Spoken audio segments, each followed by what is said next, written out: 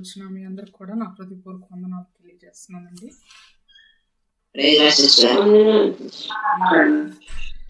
ప్రభు మహాకృపను బట్టి మీరందరూ వందనాలు. ప్రభు మహాకృపను బట్టి మీరందరూ కూడా క్షేమంగా ఉన్నారని భావిస్తున్నాను. నేను కూడా ప్రభు మహాకృపను బట్టి, ఆయన యొక్క ఉన్నతమైన ప్రేమను బట్టి మీ అందరి ప్రార్థనల వలన క్షేమంగా ఉన్నానని తెలియచేయడానికి సంతోషిస్తున్నాను. ప్రశస్తమైన వాక్యాన్ని, ఇంత ప్రశస్తమైన సమయాన్ని, ఆయన సన్నిధిని దేవుడు మనకు అనుగ్రహించినందుకు గాను ఆయనకు మనం ఎల్లప్పుడు కూడా కృతజ్ఞతలు చెల్లింపబద్దులమై ఉన్నాం. వాక్య భాగంలోనికి మనం వెళ్దామండి. కీర్తనల గ్రంథము 119వ కీర్తన, 119వ కీర్తన 103వ వచనాన్ని చదువుకొని ఈనాటి వాక్యాన్ని మనం ధ్యానం చేసుకుందాం. నీ వాక్యములు నా జిహ్వకు ఎంతో మధురములు, అవి నా నోటికి తేనె కంటే తీపిగానున్నవి. ప్రార్థన చేసుకుందామండి.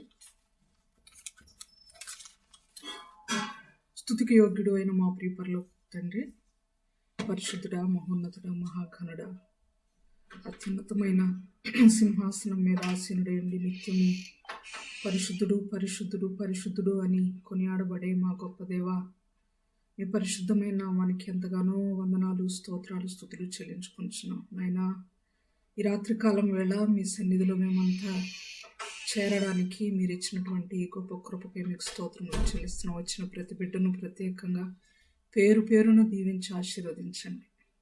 నాయనా, ఈ దినాన మీ సన్నిధిలో కనబడలేని బిడ్డలను ప్రత్యేకంగా జ్ఞాపకం చేసుకుని వారితో మీరు మాట్లాడండి. అనారోగ్యం వల్ల కనబడలేని బిడ్డను ప్రభా మీరు ముట్టి స్వస్థపరచండి. సమయం ఉండి కూడా రాలేకపోతున్న బిడ్డలను దయతో జ్ఞాపకం చేసుకొని వారితో మీరు మాట్లాడి నాయనా, వారికి మీ ప్రేరేపణను కలుగు చేసి మీ సన్నిధికి నడిపించమని, మీ చిత్తమైతే మరొక అవకాశాన్ని వారికి దయచేయమని ప్రార్థిస్తున్నాం. మీరు మాకు అనుగ్రహించినటువంటి సమయంలో ఒక్క గడి అయినా మేము వృధా చేయకుండా మీ సన్నిధిలో మీ అమూల్యమైన, మీ ఘనమైన వాక్యాన్ని మేము నేర్చుకునవలసిన పద్ధతిలో, ధ్యానించవలసినటువంటి విధానంలో ధ్యానించుటకు మీ సహాయం దయచేయమని, అయోగ్యురాల్ని, అజ్ఞానిని, తెలివి తక్కువ దాన్నైనా నన్ను మీ సిలువ చాటును మరుగుపరిచి మీరు మాత్రమే కనబడమని, మీ మాటలు మాత్రమే వినబడనిమ్మని, నాతోనూ మా అందరితోనూ మీరు మాట్లాడి ఆయన ఈ కూడిక యావత్తు ద్వారా మహిమ, ఘనత, ప్రభావము మీరు మాత్రమే పొందుకొనమని, మేము ఆ మహిమ, ఘనత, ప్రభావమును మీకు మాత్రమే చెల్లిస్తూ ఈ కొద్ది మనవులు మీ సన్నిధికి యేసుక్రీస్తు వారి శ్రేష్టమైన నామములో సమర్పించుకొంచున్నాము తండ్రి. ఆమేన్. ప్రియులరా, గడిచిన 2 సెషన్స్లో మనము వాక్యము మ్రోగెను అనేటువంటి అంశం మీద 2 భాగాలు మాట్లాడుకున్నాం. యాక్చువల్గా ఈరోజు గలతీ పత్రిక వివరణ మనం ధ్యానం చేయవలసి ఉన్నది. గలతీ పత్రిక కూడా నేను ప్రిపేర్ అయి ఉన్నాను, కానీ వాక్యం మ్రోగెను అనేటువంటి చివరి భాగం, ఈనాటి చివరి భాగానికి గడిచిన 2వ భాగానికి మధ్యలో గ్యాప్ ఎక్కువైపోతుంది అన్నటువంటి ఆలోచనతో ఎక్కువ మానవులం కనుక మరచుట చాలా సహజం కనుక మర్చిపోకుండా ఒక విధానంలో గుర్తుపెట్టుకోవడానికి వీలుగా ఉంటుందన్న ఉద్దేశంతో ఈరోజు ఈ యొక్క వాక్యాన్ని ఎంచుకోవడం జరిగింది. కాబట్టి మీరు ఈ మనవిని గ్రహించాలని ప్రభు పేరిట నేను మీకు జ్ఞాపకం చేస్తున్నాను. రాసుకున్న వారు ఎవరైనా ఉన్నట్లయితే లాస్ట్ సెషన్లో మీరు రాసుకున్నటువంటి చివరి పాయింట్ ఒకసారి జ్ఞాపకం చేస్తారా? చివరి point, according to my correct, వాక్యం పట్ల ఆశ ఉండాలి అనేటువంటి మాట. దావీదు గారికి, ఎజ్రా గారికి వాక్యం పట్ల ఎలాంటి ఆశ ఉంది అనేటువంటి విషయాన్ని, కోరహు కుమారులకు వాక్యం పట్ల ఎలాంటి ఆశ ఉంది అనేటువంటి విషయాన్ని మనం చూసి ఉన్నాం ప్రియులారా. అయితే వాక్యం యొక్క పోలికను ఈరోజు మనం చూద్దాం. ఈ యొక్క మొదటి పాయింట్లో మనం చదువుకున్నటువంటి 119వ కీర్తన 103వ వచనంలో తేనె కంటే మధురమైనది అని చూస్తున్నాం. తేనె కంటే మధురమైనది, తేనె కంటే మధురమైనది. తేనె గురించి ఒక అద్భుతమైన టిప్ ఏంటంటే తేనెను మీరు ఎన్ని సంవత్సరాలు నిల్వ ఉంచినా అది పాడవదు. మార్కెట్లో కొనే తేనె గురించి మాట్లాడట్లేదు నేను.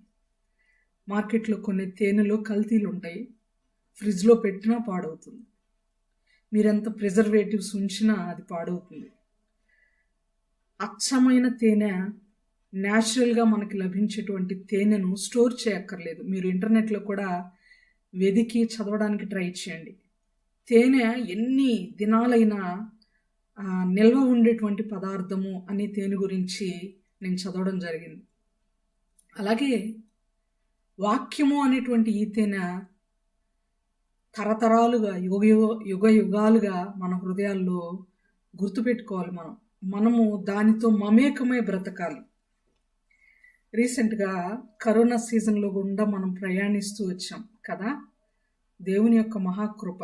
ఫస్ట్ సీజన్ మనం చూసాం, సెకండ్ చూసాం, థర్డ్ చూసాము, తర్వాత ఫోర్త్ కూడా రాబోతుందని వింటున్నాం.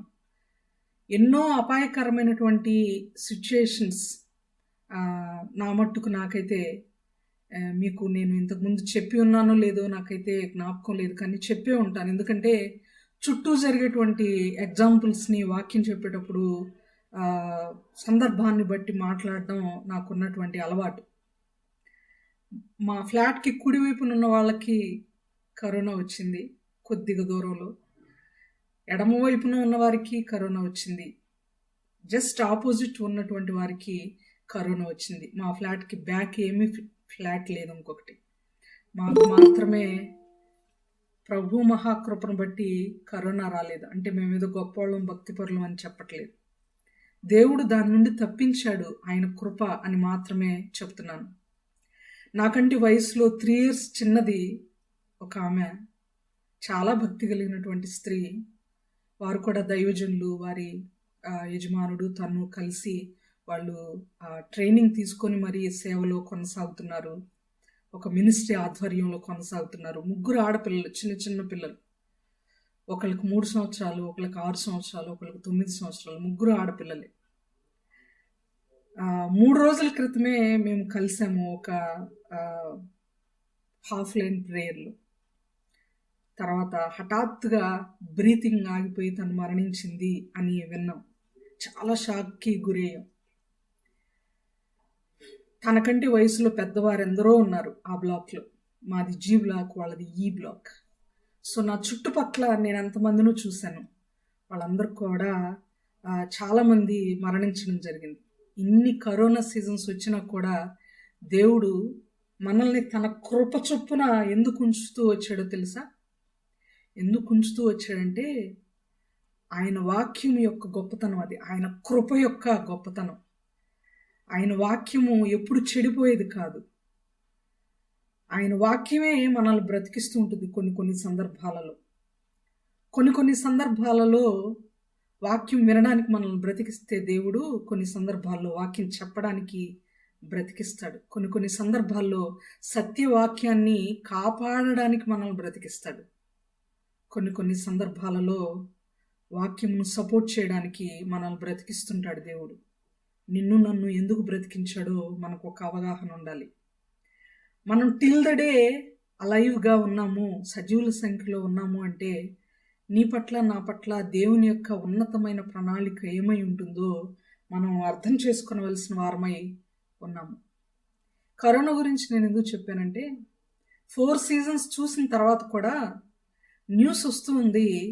న్యూస్ వస్తూ ఏమి న్యూస్లో ఏమని హ్యాబిట్యూట్ చేస్తూ వచ్చారు అంటే అధికారులు, మంత్రులు కూడా కరోనా అనేది మనల్ని విడిచి వెళ్ళిపోవడం అనేది ఆల్మోస్ట్ ఇంపాసిబుల్. మనం దానితో కలిసి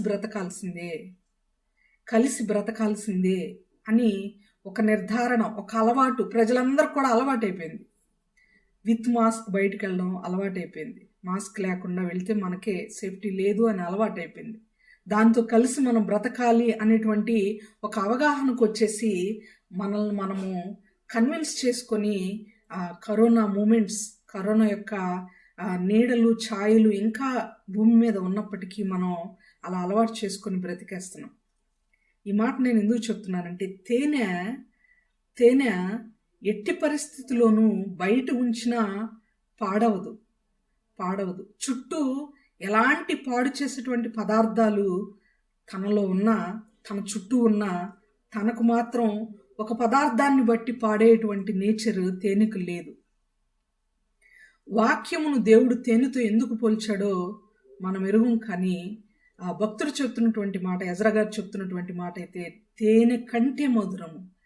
it is not just equivalent of honey, it is a bit greater than honey.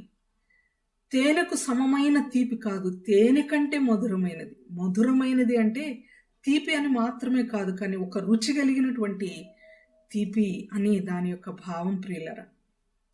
అయితే వాక్యాన్ని మరి మనం రుచి చూచామా? ఎంత మధురమైనదో ఎజ్రా గారు రుచి చూచారు కాబట్టి హీ కెన్ కంపేర్ చేస్తున్నారు అతను. He can compare with the honey. మనము కూడా వాక్యం యొక్క రుచిని అనుభవించిన వారమై అయితే గనుక దాన్ని అంతకంటే ఎక్కువ విషయాలతో మనం కంపేర్ చేయగలం. కాబట్టి ప్రియులరా, తేనె అయినటువంటి వాక్యాన్ని, తేనె కంటే మధురమైనటువంటి వాక్యాన్ని మనము రుచి చూచేవారిగా ఉండాలి. అది ఎంత మధురమైనదో తెలిసినప్పుడు తప్పకుండా దాన్ని టేస్ట్ చేయాలి. ఒక్కొక్కసారి కొందరు ఇది చాలా రుచిగా ఉంటుంది ఈ పదార్థం, ఇలా వండి చూడండి, ఇలా ట్రై చేయండి, ఈ విధంగా ఒకసారి ట్రై చేసి చూడండి అని పెద్దలు, ఇరుగు పొరుగు వారు మాటల్లో చెప్తుంటారు. అప్పుడు మనం నిజంగా భావిస్తాం, అవునా ఇలా చేస్తే బాగుంటుంది, అయితే ఒకసారి మనం కూడా ట్రై చేద్దాం. ఎజ్రా గారు చెప్తున్నారు తేనె కంటే మధురమైనది. మరి మనం దాన్ని టేస్ట్ చేద్దా? వాక్యాన్ని రుచి చూడొద్దా? నేను ఒకానొకప్పుడు వాక్యాన్ని ధ్యానం చేసుకుంటూ ఉన్నప్పుడు, మెసేజెస్ కంటిన్యూస్గా ప్రిపేర్ అవుతున్నప్పుడు ఒక పాట రాయాలనిపించింది. మీరు నా కుటుంబ సభ్యులు కనుక నేను మీ ముందు ఒక చిన్న పల్లవి పాడతాను. నీ ధర్మశాస్త్రము దివారాత్రము రుచి చూచుచున్నాను. నీ ధర్మశాస్త్రము దివారాత్రము రుచి చూచుచున్నాను.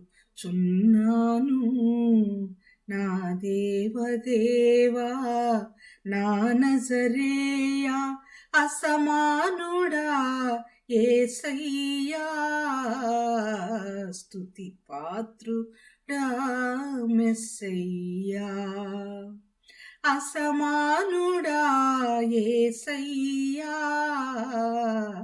స్తుతి పాత్రుడా మెస్సయ్యా.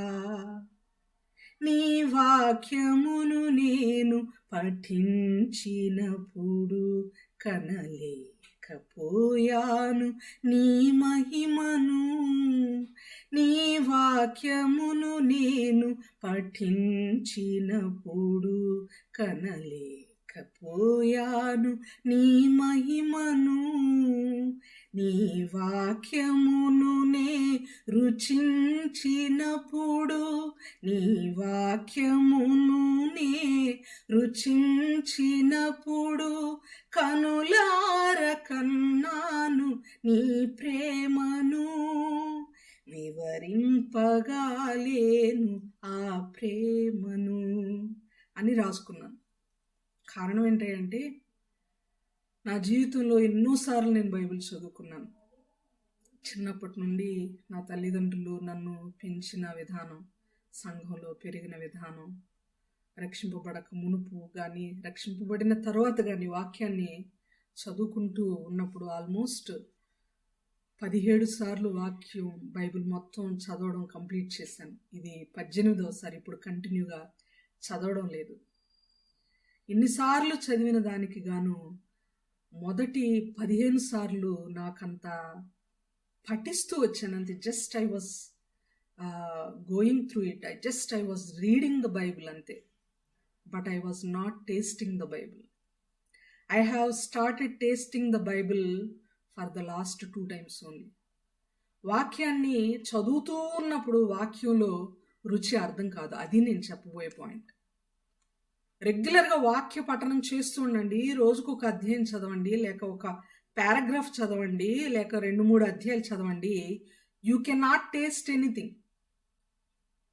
మీరు ఆ వాక్యాన్ని అనుభవిస్తూ చదవండి, సందర్భాలను పిక్చరైజ్ చేసుకుంటూ చదవండి. గొల్యాతు దావీదు యొక్క సిచ్యుయేషన్లో గొల్యాతును ఊహించుకోండి. 6 మూరల జానెడు, ఆర్మర్ కలిగి ఉన్నాడు, అన్ని యుద్ధోపకరణాలని ధరించుకొని ఉన్న ఒక 6 మూరల జానుడు ఎత్తున్నటువంటి మనిషిని యు జస్ట్ పిక్చరైజ్ ఇట్. మీరు ఊహించుకోండి.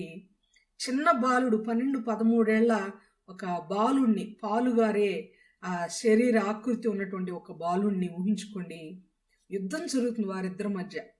చేతిలో ఒడిసెల, నున్నని రాళ్ళు, ధైర్యంగా ముందుకెళ్ళడం, ఇవన్నీ వాక్యాన్ని పిక్చరైజ్ చేసుకుంటూ ఆ సిచ్యుయేషన్ మన కళ్ళ ముందు మనం అనుభవిస్తూ దేవుడు తోడుగా ఉండి చేసేటువంటి అద్భుత కార్యాలను కళ్ళారా మన ఆత్మీయ నేత్రాలతో చూస్తూ అనుభవిస్తూ వాక్యాన్ని చదవండి. ఎంత టేస్టీగా ఉంటుందో మనం చెప్పలేం. ఎజ్రా గారన్నా చెప్పగలిగారు తేనె కంటే మధురం అని. మనకైతే మాటలు ఉండవు. వర్ణింపగా లేను ఆ ప్రేమను అని నేను రాసుకున్నాను. నాకు తెలిసిన పదం అది. మరొక పాటలో నా భాష చాలదయ్యా నీ ప్రేమ చాటుటకు అని కూడా మరొక పాటలో రాసుకోవడం జరిగింది. ఎందుకు నేను ఈ మాటలు చెప్తున్నానంటే దేవుని యొక్క వాక్యం యొక్క గొప్పతనం. ఆయన వాక్యములో ప్రతి పదము, ప్రతి అక్షరము మనకు జీవం పోసేటువంటిది అని మనము గుర్తుపెట్టుకోవాలి ప్రియులరా. ఇది ఈరోజు మనం నేర్చుకున్నటువంటి మొదటి పాయింట్లో మొదటి భాగము. వాక్యము తేనె కంటే మధురమైనది. వాక్యము ఎలాంటిదో మరొక మాట కూడా చూద్దాం. 63వ కీర్తన 5వ వచనం. 63వ కీర్తన 5వ వచనం. 63వ కీర్తన 5వ వచనం.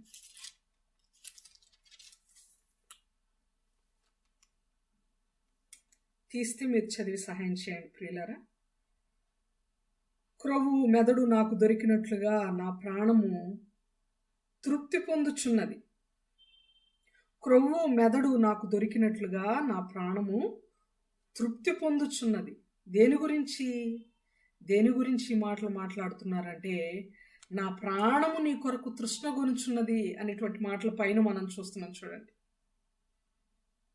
నా మంచం మీద నిన్ను జ్ఞాపకము చేసుకొని నీ బలమును, నీ ప్రభావమును చూడవలనని పరిశుద్ధాలయముందు నేనెంతో ఆశతో నీ తట్టు కనిపెట్టి ఉన్నాను. పరిశుద్ధాలయంలో ఏముంటుందండి? పరిశుద్ధాలయంలో ఏముంటుంది? ఆలయానికి వెళ్తాం కదా మనం ఎవ్రీ సండే వెళ్తామా? లేకపోతే క్రిస్మస్ రోజు, ఈస్టర్ రోజు, గుడ్ ఫ్రైడే రోజు వెళ్తున్నామా మనం? ఎవ్రీ సండే దేవుని ప్రసన్నత, దేవుని యొక్క వాక్యం ఉంటుంది దేవుని యొక్క ఆలయంలో. దేవుని యొక్క ఆలయంలో దేవుని యొక్క సన్నిధి కాంతి, ఆయన ప్రసన్నత, ఆయన సమాధానము, ఆయన ప్రేమ ఉంటుంది. కాబట్టి ఆయన వాక్యము లేకపోతే ఆయన యొక్క మాటలు ఎలాంటివి, ఆయన సన్నిధి ఎలాంటిది అంటే, క్రొవ్వు మెదడు వాక్యాన్ని ధ్యానిస్తున్నప్పుడు, రాత్రి జాముల యందు నిన్ను ధ్యానించినప్పుడు, మంచం మీద నిన్ను జ్ఞాపకము చేసుకొని, ఎంత అద్భుతమైనటువంటి మాటలు. మంచం మీద జ్ఞాపకం చేసుకుంటున్నాడంట. మానవులు మంచం మీద పడుకుంటే చాలామంది దురాలోచనలు యోచిస్తూ ఉంటారు. కీర్తనల్లోనే పండుకొని ఎవరిని గోతిలో పడేద్దామా, ఎవరిని మోసం చేద్దామా, ఏ నిర్దోషిని ఇబ్బంది పాలు చేద్దామని కొంతమంది భక్తిహీనులు యోచన చేస్తూ ఉంటారట. కొంతమంది మనుషులు పడుకొని ఆలోచించేటువంటి ఆలోచనలు అవి. కానీ ఇక్కడ భక్తుడు తెలియజేస్తున్నాడు, దావీదు గారు పండుకొని ఆయన గురించి ధ్యానం చేస్తున్నాడంట. మన ధ్యానము ఎక్కడుంది? మొదటి పాయింట్ ఈనాటి వాక్యంలో, తేనె కంటే మధురమైన వాక్యాన్ని రుచి చూస్తూ మనం నేర్చుకుంటున్నామా అనేది మొదటి పాయింట్ అయితే, మొదటి పాయింట్లో మొదటి భాగం అయితే, మొదటి పాయింట్లోని రెండవ భాగం ఏంటి అంటే, ఆయన వాక్యమును మనం ధ్యానం చేస్తున్నామా? ధ్యానం చేస్తే కనుక అది క్రొవ్వు మెదడు అంతటి రుచిని మనకు అర్థం అర్థం కలిగేలాగా, మనకి అవగతం అయ్యేలాగా, మనకి ఎక్స్పీరియన్స్ అయ్యేలాగా తెలియచేస్తుంది ప్రియులారా. ఎక్స్పీరియన్స్ అయ్యేలాగా తెలియచేస్తుంది. క్రొవ్వు మెదడు అనేవి మాంసాహారములో అతి రుచికరమైనటువంటి పదార్థాలు. దానితో ఇక్కడ దావీదు గారు పోల్చున్నాడు. ఎంత అద్భుతమైనటువంటి టేస్ట్ని వారు అనుభవించి ఆ కంపారిజన్ చెప్తున్నారు. మనం కూడా ఆలోచన చేయాలని ప్రభు పేరట నేను మనవి చేస్తున్నాను. మరొక మాట చూద్దాం. మనం ఇంతకు ముందు కూడా నేర్చుకుని ఉన్నాము, ఆయనను మరొకసారి చూద్దాం. 119వ కీర్తన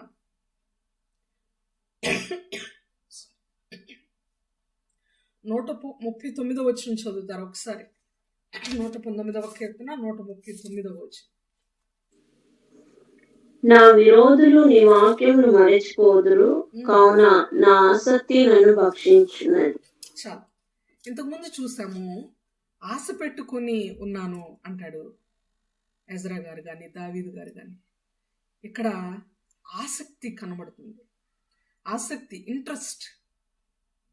మీ ఇంట్రెస్ట్ ఏంటి? వాట్ ఆర్ యువర్ ఇంట్రెస్ట్ అని గనక అడిగితే కొంతమంది గార్డెనింగ్ అంటారు, కొంతమంది కుకింగ్ అంటారు, కొంతమంది playing cricket, reading news, watching TV, ఇలాంటివన్నీ చెప్తుంటారు. రీడింగ్ బుక్స్ అని చెప్తుంటారు. ఎజ్రా గారిని గనక మనము వాట్ ఆర్ యువర్ ఇంట్రెస్ట్ అని అడిగితే వర్డ్ ఆఫ్ గాడ్ అని చెప్తాడు. ఎంత అద్భుతమైన జవాబు. ఆసక్తి ఉండాలి దేవుని యొక్క వాక్యము అంటే మనకు ఆసక్తి ఉండాలి. మీరు గ్రహించారో లేదో నేను ఎరుగును, ముఖ్యంగా సిస్టర్స్ని నేను అడుగుతున్నాను. వంట చేసేటప్పుడు మనకి ఏ పదార్థాలు అయితే ఎక్కువ ఇంట్రెస్ట్ ఉంటాయో వాటిని మనం చాలా శ్రద్ధగా వండుతాం. ఇంట్రెస్ట్ లేని ఐటమ్ అనుకోండి, అది ఇంట్రెస్ట్ లేని వెజిటబుల్ అనుకోండి, అంత ఇంట్రెస్ట్గా వండం. ఇది కరెక్టేనంటారా? నా మట్టుకు నేను అలా చేస్తాను. క్యాబేజ్ లాంటి వస్తువులు, సొరకాయ లాంటి వెజిటబుల్లో వండాలంటే పెద్దగా ఇష్టపడను నేను, ఎందుకంటే అవి నాకు ఇష్టమైన పదార్థాలు కాదు. కానీ నాకు ఇష్టమైనవి వండాలంటే మాత్రం టైం పట్టిన చాలా శ్రద్ధగా, కాన్సన్ట్రేటెడ్గా చేస్తాను. మీరు కూడా అలాగే చేస్తారా, లేకపోతే మీరు ఇంకేదైనా ఫాలో అవుతారా? చెప్పండి, పర్వాలేదు.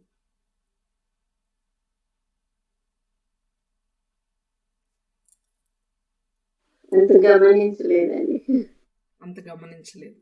అమ్మ కరెక్టేనా? దెబోరా అమ్మ, నేను చెప్పింది కరెక్టేనంటారా? అవునండి, అలాగే చేస్తారు చాలా మంది. మీరు కూడా వెరీ గుడ్. థ్యాంక్స్ అమ్మా మీ ఫీడ్బ్యాక్ చెప్పినందుకు. ఆంటీ విజయలక్ష్మి ఆంటీ, మీరు చెప్పండి. రాజీ సిస్టర్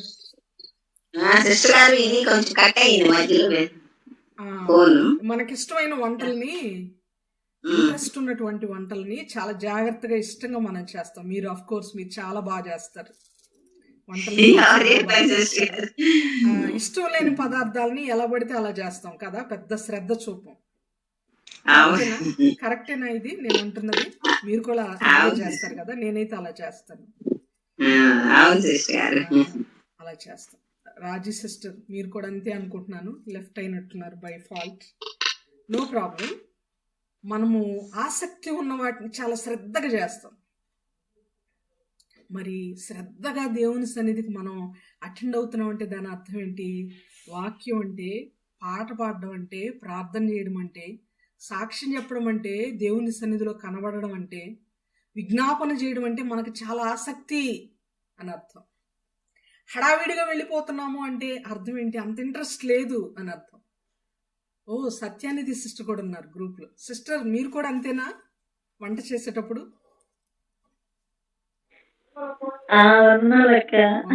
వందనాలు. మీరు కూడా అంతే అనుకుంటున్నాను నేను. సో మనకి ఆసక్తి ఉంటే ఎక్కువసేపు మనము ఉంటుంటాం. కొన్నిసార్లు మీటింగ్స్కి వెళ్ళినప్పుడు బయట ఎంత ఆప్యాయత, ఎంత అనురాగాన్ని వారిలో చూస్తాము అంటే, నైట్ 11:30, 12 అవుతున్నా కూడా దైవజనులు విడిచిపెట్టకుండా, దైవజనులు తిరిగి రిటర్న్ అయ్యేటప్పుడు, కారు ఎక్కి వచ్చేటప్పుడు కూడా వాళ్ళు ఇంకా వాళ్ళ ప్రేమను ప్రకటిస్తూనే ఉంటారు. విడిచిపెట్టకుండా అంటి పెట్టుకుని ఉంటారు, చిన్నలు పెద్దలతో సహా. పైన మంచు కురుస్తున్నా, చీకటిగా ఉన్నా ఎంత ఆసక్తి దేవుని సన్నిధి, దేవుని బిడ్డలతో గడపడం అంటే ఆలోచించేయండి ప్రియులారా. మన ఆసక్తి నేను ఎందుకు లోకానుసారమైన ఎగ్జాంపుల్స్ తెలియజేస్తూ వస్తున్నానంటే సరళంగా మనకి చాలా ఈజీగా అర్థం అవడానికి. మనకి ఏది వంట చేయడం ఆసక్తి ఎక్కువ ఉంటుందో అది టైం పట్టినా, కష్టమైనా, ఆకలేస్తున్నా, కొంత ఇబ్బంది మనకు కలుగుతున్నా దానికి టైం మనం కేటాయిస్తాం. అలాగే దేవుని యొక్క వాక్యము అంటే శ్రద్ధ, ఆసక్తి ఎజ్రా గారి వల్లే మనకి గనుకుంటే మనం కూడా ఏం చేస్తామంటే కొంచెం మనకి ఇబ్బంది కలుగుతుంది. అఫ్ కోర్స్ టైం స్పెండ్ చేయడం అనేది కొంచెం ఇబ్బందికరమే. అందులోనూ కుటుంబ ఫ్యామిలీస్ కలిగి ఉన్నాం, పిల్లలు కలిగి ఉన్నాం కాబట్టి కొద్దిగా ఇబ్బందికరమైంది. కానీ ఆ ఇబ్బంది దేవుడు మన కొరకు ప్రాణం పెట్టిన దానికంటే గొప్పదేం కాదు. కొంత సమయాన్ని దేవునికి మనం ఇవ్వడం అనేది, దేవుడు ఒక రిక్తుడుగా, దీనుడుగా సమస్తాన్ని విడిచిపెట్టి ఈ లోకానికి దీనుడుగా నీకోసం నా కోసం ఈ లోకానికి వచ్చి 33.5 సంవత్సరాలలో ప్రతిదినం కూడా మనకేదో ఒకటి నేర్పించడానికి మాదిరికరమైన జీవితాన్ని ఆయన జీవించి అద్భుతాలు చేస్తూ కూడా చాలా దీనుడుగా ఆయన బ్రతికి ఆయన చివరికి అన్యాయపు తీర్పు పొంది ప్రాణం పెట్టి 3 దినాలు సమాధిలో ఉండి తిరిగి లేచి వెళ్ళింది. ఇదంతా కూడా మామూలు శ్రమ కాదు, శ్రమల పాత్ర. వాటితో పోలిస్తే కొద్దిసేపు దేవుని యొక్క వాక్యం పట్ల, దేవుని సన్నిధి పట్ల మనము ఇబ్బంది పడుతూ సమయాన్ని కేటాయించడం అసలు ఇబ్బంది అనకూడదేమో, ఇబ్బంది అనే పదమే మనం అక్కడ వాడకూడదేమో అని అనిపిస్తుంది ప్రియులారా. ఎందుకంటే ఆసక్తి, మనల్ని రక్షించుటలో మన దేవునికి ఉన్నటువంటి ఆసక్తి, మన పట్ల, ఆయన సంఘం పట్ల ఆయనకున్నటువంటి ఆసక్తి, ఆయన ఇంటి పట్ల, మనమే ఆయన ఇల్లు కదా, హెబ్రీ పత్రిక ప్రకారం మనమే ఆయన ఇల్లు.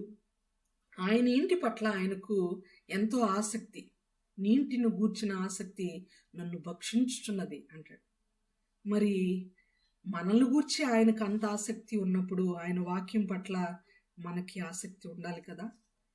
ఆయన వాక్యం అంటే ఆసక్తి ఉంది అని ఎజ్రా గారు తెలియజేస్తున్నారు. వాక్యం పట్ల ఆసక్తి కలిగిన వారముగా మనం ఉండాలి. ఇది ఈనాటి పాయింట్స్లో 2వ పాయింట్గా మీరు నోట్ చేసుకోండి. మొదటి పాయింట్లు 2 భాగాలు మనం చూసాము. ఒకటి తేనె కంటే మధురమైనది, 2వది క్రొవ్వు మెదడు వంటిది వాక్యము, 3వది పాల వంటిది. ఆల్రెడీ మీరు చదివారు ఇంతకుముందు సెషన్లో కాబట్టి ఈ వాక్యం చదవక్కర్లేదు, కానీ మీకు వీలైతే నోట్ చేసుకొని ఇంటికి వెళ్ళి చదవండి. 1 పేతురు పత్రిక 3వ అధ్యాయం 3వ వచనంలో ఉంటుంది నిర్మలమైన పాలు అనేటువంటి మాట. పాలతో పోల్చబడింది. పాలతో ఎందుకు పోల్చుంటాడు దేవుడు వాక్యాన్ని అంటే, అక్కడే పేతురు గారు చాలా అద్భుతంగా ఒక అద్భుతమైన మెస్మరైజింగ్ నేమ్ నిర్మల అనేటువంటి పేరు. నిర్మల అంటే పవిత్రమైనది, ప్యూర్, కల్తీ లేనిది, ట్రాన్స్పరెన్సీ కలిగినది, ఏ కుంచితము లేనిది, ఏ మలినము లేనిది నిర్మల అంటే అర్థం. నిర్మలమైన పాలలో ఒకవేళ ఏదైనా నీరు తప్పించి ఏదైనా చేయాలి, ఏదైనా యాడ్ చేయాలి, కల్తీ చేయాలి అని కనుక ట్రై చేస్తే వెంటనే దాని స్వభావాన్ని అది కోల్పోతుంది, విరిగిపోతుంది. వాక్యం కూడా కల్తీ లేనిదండి, ఎక్కడ కూడా మలినము లేనిది. నేటి దినాల్లో చాలామంది వాక్యంలో తప్పులు పట్టాలని, 2 భార్యలున్న అబ్రహాము గురించి గొప్పగా చెప్తుంది వాక్యం, అదేం బైబిల్ అనడం, బైబిల్ని కాళ్ళతో ఇష్టానుసారంగా త్రొక్కడం, బైబిల్ని అవమానించడం, చించడం, తగలబెట్టడం, ఇవన్నీ చేస్తున్నారు. దేవుడు పాపం ఇలా జరిగింది, తప్పిదాలు ఇలా జరిగినాయి అని తెలియజేశాడు, కానీ అదే తప్పిదం మీరు చేయండి అని దేవుడు ఎక్కడ చెప్పలేదే. ఒక తల్లిదండ్రులు ఉంటారు, వాళ్ళు ఒక కత్తిని చూపిస్తూ పిల్లలకి నేర్పిస్తారు, ఇది చాలా షార్ప్గా ఉంటుంది, దీన్ని ఈ విధంగా పట్టుకోవాలి, ఈ ఈ పనులకు మాత్రమే దీన్ని ఉపయోగించాలి, లేకపోతే దీనివల్ల ప్రమాదాలు ఉంటాయి అని కత్తిని గూర్చి దాని గురించి మంచి మాటలు వివరంగా తెలియజేస్తూ పిల్లలకు చెప్తారు. దాని ఉద్దేశం కత్తితో పొడుచుకోమని కాదు, కత్తితో కట్ చేసుకోమని కాదు. అగ్గిపెట్టెను చూయించి ఇది చాలా చిన్నది, ఇది యూజ్ చేసేటప్పుడు చాలా జాగ్రత్తగా ఉండాలి అని చెప్తారు. గ్యాస్ వెలిగించేటప్పుడు చాలా జాగ్రత్తగా ఉండాలి అని చెప్తారు. అంత మాత్రాన ఆన్ చేసి గంట తర్వాత వెలిగించమని కాదే, దాంతో ప్రమాదం సృష్టించుకోమని దాని అర్థం కాదు. బైబిల్లో కూడా దేవుడు చెడు విషయాలను ఎన్నో పొందుపరిచాడు. కారణం ఏంటంటే వాటిని దుష్టాంతాలుగా, వాటి నుండి మనకు కొన్ని పాఠాలు మనం నేర్చుకోవాలన్న ఉద్దేశంతో. అంతేకాని చాలామంది అది ఎరుగక, కంప్లీట్గా బైబిల్ చదవక ఏదో ఒక పాయింట్ని పట్టుకొని తప్పిదములు ఎన్నుకుంటూ ఉంటారు. నేను చెప్తున్నాను, అలాంటి వారికి బైబిల్ తప్పిదములు కలిగినటువంటి బైబిల్, తప్పులను చూపించిన బైబిల్, కానీ తప్పు చేయమని బోధించే బైబిల్ కాదు. తప్పులు ఏవైతే జరిగాయో వాటిని బోధించింది బైబిల్, వాటిని వివరించింది బైబిల్. ఏది దాచిపెట్టుకోలేదు. తప్పును ఒప్పుగా మభ్యపెడుతూ, ఒప్పుగా మారుస్తూ మాట్లాడలేదు బైబిల్. తప్పును తప్పని ఖండిస్తూ మాట్లాడింది. తప్పిదములు చేసిన వాడిని తప్పు అని చెప్తూనే వారిని ఏ విధంగా శిక్షించాడో దేవుడు ఆ విషయాలు కూడా రాయించాడు బైబిల్. నిర్మలమైనది బైబిల్. ఒక బైబిల్కి మాత్రమే పవిత్ర గ్రంథం అనేటువంటి పేరు ఉంది ప్రియులారా, మరే గ్రంథానికి లేదు. దయచేసి బైబిల్ని అపార్థం చేసుకోవద్దని నేను రిక్వెస్ట్ చేస్తున్నాను. ఎవరైతే బైబిల్కి వ్యతిరేకంగా, బైబిల్ని ఎరుగక, పూర్తిగా తెలుసుకోక పొరపాటు పడుతుంటారో అలాంటి సహోదరులకు, సహోదరులకు నేను చేసేటువంటి మనవి ఏంటి అంటే, బైబిల్ అనేది నిర్మలమైనది, వాక్యం అనేది నిర్మలమైనది, పాల వంటి పవిత్రమైనది, పాల వంటి పవిత్రమైనది. అలాగైతే ఈ నిర్మలమైనటువంటి పాల వలన మనము నిర్మలులుముగా మారాలి. కల్తీ లేని ఈ పాలను మనం అపేక్షిస్తూ, తీసుకుంటూ, రెగ్యులర్గా స్వీకరిస్తూ మన హృదయాల్లో కూడా ఎలా ఉండాలి? నిర్మలమైనటువంటి స్వభావం మన హృదయాల్లో ఉండాలి. నిర్మలమైన వారముగా, నిర్మలమైన మనస్సాక్షి కలిగిన వారంగా మనం ఉండాలి. ఒకసారి ఈనాడు పేపర్లో సండే ఈనాడు అనేటువంటి ఒక బుక్ కూడా వస్తుంది. దానిలో ఒక చిన్న ఈనాడు పేపర్లో సమ్ బుక్ పేరు కూడా ఈనాడా లేదా నాకు ఐడియా లేదు, చాలా రోజుల క్రితం చదివినటువంటి విషయం. దానిలో వండర్ వరల్డ్ అనేటువంటి బుక్లో అన్ని అద్భుతాలు చేసిన వాళ్ళ గురించి వేస్తూ ఉండేవాళ్ళు. కొంతమంది మీసాలు బాగా పొడవుగా పెంచి ఒక వెహికల్ని లాగారు అని, ఏయో చాలా అద్భుతమైనటువంటి విషయాలు, సామాన్య మానవులు చేయలేని విషయాలు రాస్తూ ఉండేవాళ్ళు. అలాంటి India today, I think something మీరు ఈ విషయంలో మన్నించండి నన్ను, ఆ పేరు గుర్తులేదు కానీ విషయం గుర్తుంది నాకు బాగా. ఒక వ్యక్తి క్యారెట్ రెగ్యులర్గా తిని క్యారెట్ కలర్లోకి మారిపోయాడట. ఆ విషయాన్ని ఆ బుక్లో రాశారు. అంటే మనం తీసుకునేటువంటి పదార్థం వలన, ఆ పదార్థంలోని స్వభావాన్ని బట్టి ఆ తినినటువంటి మనిషి కూడా ఎలా మారిపోయాడంటే ఆ పదార్థపు కలర్లోకి మారిపోయాడు. అలాంటప్పుడు నిర్మలమైన పాలను అనుదినము అపేక్షించుచున్న మనము నిర్మలులమేనా?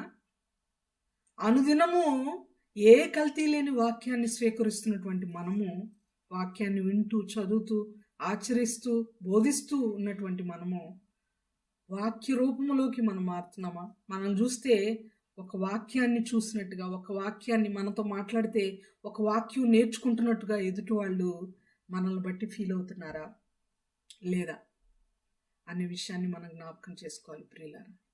నిర్మలులముగా మనము మారాలి. పాలతో పోల్చబడింది. మొదటి పాయింట్లోని మూడవ మాట ఇది. తర్వాత నీరుతో పోల్చబడింది. ఎఫెసీయులకు రాసిన పత్రిక 5వ అధ్యాయం 27. ఉదక స్నానము చేత సంఘాన్ని మలినం కానీ మస్టు కానీ మచ్చైన ముడతైన ఏది లేకుండా ఉండులాగున ఆయన శుద్ధి చేయాలనుకున్నాడు సంఘాన్ని. వధువుని ఆయన శుద్ధి చేయాలనుకుంటున్నాడు, వాక్యంతో కడగాలనుకుంటున్నాడు.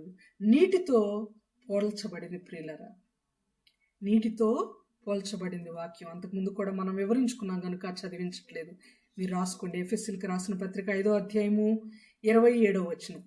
నీ వాక్యము నీరయ్యుండెన్, మా దాహము తీర్చుచుండెన్. నీ వాక్యము నీరయ్యుండెన్, మా దాహము తీర్చుచుండెన్.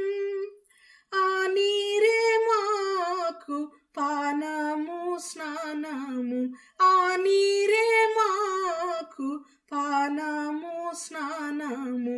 నీ వాక్యము మాకీయుమా, నీ వాక్యము మాకీయుమా.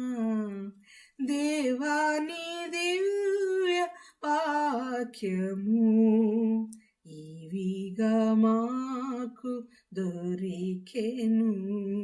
నిర్మలమైన క్షీరము వంటిది, లేక పాల వంటిది, నీళ్ళ వంటిది వాక్యము అని మనం గుర్తుపెట్టుకోవాలి.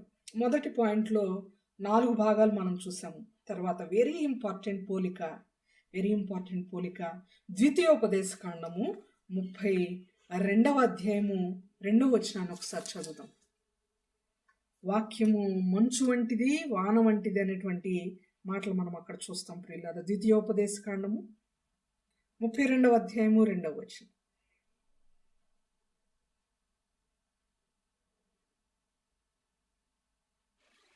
నా ఉపదేశము వాన వలె కురియును, నా వాక్యము మంచు వలెను, లేత గడ్డి మీద పడు చినుకుల వలెను, పచ్చిక మీద కురియు వర్షం వలెను ఉండును.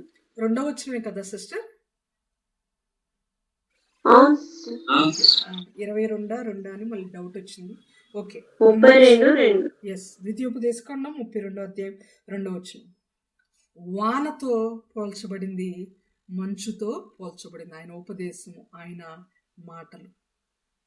ఎడారిలో ఎవరు వాటర్ ఇవ్వని చోట, నీళ్లు పోయని చోట కొన్ని రకాల మొక్కలకి మంచు మాత్రమే నీటితో సమానం, లేకపోతే మంచు మాత్రమే అవి బ్రతకడానికి ఒక మెటీరియల్గా ఉపయోగపడుతుంది. కొన్ని గడ్డి పువ్వులు, కొన్ని మొక్కలకి మంచు చాలా ఉపయోగకరమైనది ప్రియులారా. ఎక్కడ వాక్యం లేనప్పుడు, ఎక్కడ వాక్యము కరువవుతున్నటువంటి ఈ దినాలలో, సత్యవాక్యము లభించని అరుదుగా లభించేటువంటి ఈ దినాల్లో నిజంగా వాక్యము మనకి ఒక మంచు వలె మనల్ని ఓదారుస్తుంది. మంచు వలె చల్లగా మెల్లగా దేవుడు మనతో మాట్లాడుతూ మనల్ని బ్రతికిస్తూ ఉంటాడు అని మనం గుర్తుపెట్టుకోవాలి. ఎడారిలో ఉన్న ఎండుగడ్డిలాగా విలవిల్లాడిపోయే మన ఆత్మలకు ఒక్కొక్కసారి ఆయన యొక్క వాక్యం ఎంతో ఓదార్పునిస్తుంది. ఆ వాక్యాన్ని మనం వింటూ అనుభవిస్తేనే ఆ అనుభవాల గుండా, ఆ వాక్యపు లోతుల్లో గుండా మనం ప్రయాణం చేసేటప్పుడు మాత్రమే దాని రుచి మనకు అర్థమవుతుంది అని మనం గుర్తుపెట్టుకోవాలి. ఎన్నవ పోలిక ఇది? ఈనాటి మొదటి పాయింట్లో ఎన్నవ పోలిక? వాక్యమును 5వ పోలిక. మంచు వాన 2 పోలికలుగా రాసుకుంటే 6వ పోలిక. మంచు వాన రెండింటిని ఒక పోలికగా రాసుకుంటే కనుక 5వ పోలిక. తర్వాత పోలిక విత్తనముతో పోల్చబడింది. లోకాసు వార్త 8వ అధ్యాయము 11వ వచనం. మీరు 8వ అధ్యాయం ఓపెన్ చేసి ఉంచండి, చదువుదాం మనం త్వరలో. ఇక్కడ వాక్యము విత్తనముతో పోల్చబడింది. విత్తనం అనేది చాలా చౌకగా మనకి లభిస్తుంది. చెట్టు కంటే కూడా విత్తనాలు చాలా చౌకగా లభిస్తాయి ప్రియులారా. విత్తనం చూడడానికి చాలా సింపుల్గా ఉంటుంది, సైజులో చాలా చిన్నగా ఉంటుంది, బరువులోనూ చాలా చిన్నగా ఉంటుంది.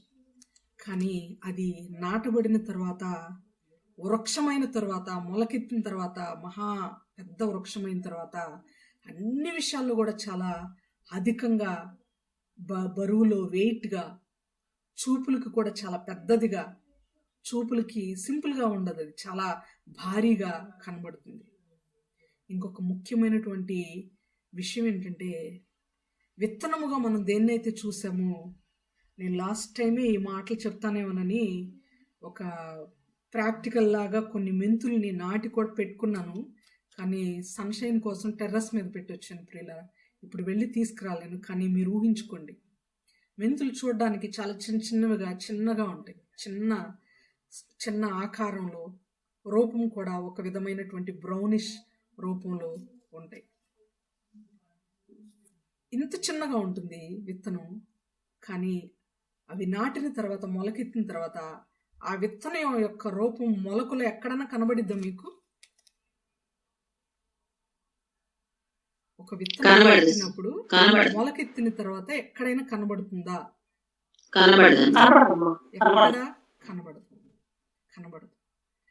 ప్రభువుని గుర్తెరగక మునుపు మన జీవితాలు కూడా కంప్లీట్గా వేరే షేప్లో, వేరే స్టైల్లో, ప్రభువుని గుర్తెరగక మునుపు కంప్లీట్గా మన రూపురేఖలు, మన మాట తీరు, మన నడత, మన యొక్క ఆలోచన విధానం అంతా డిఫరెంట్గా ఉంటుంది.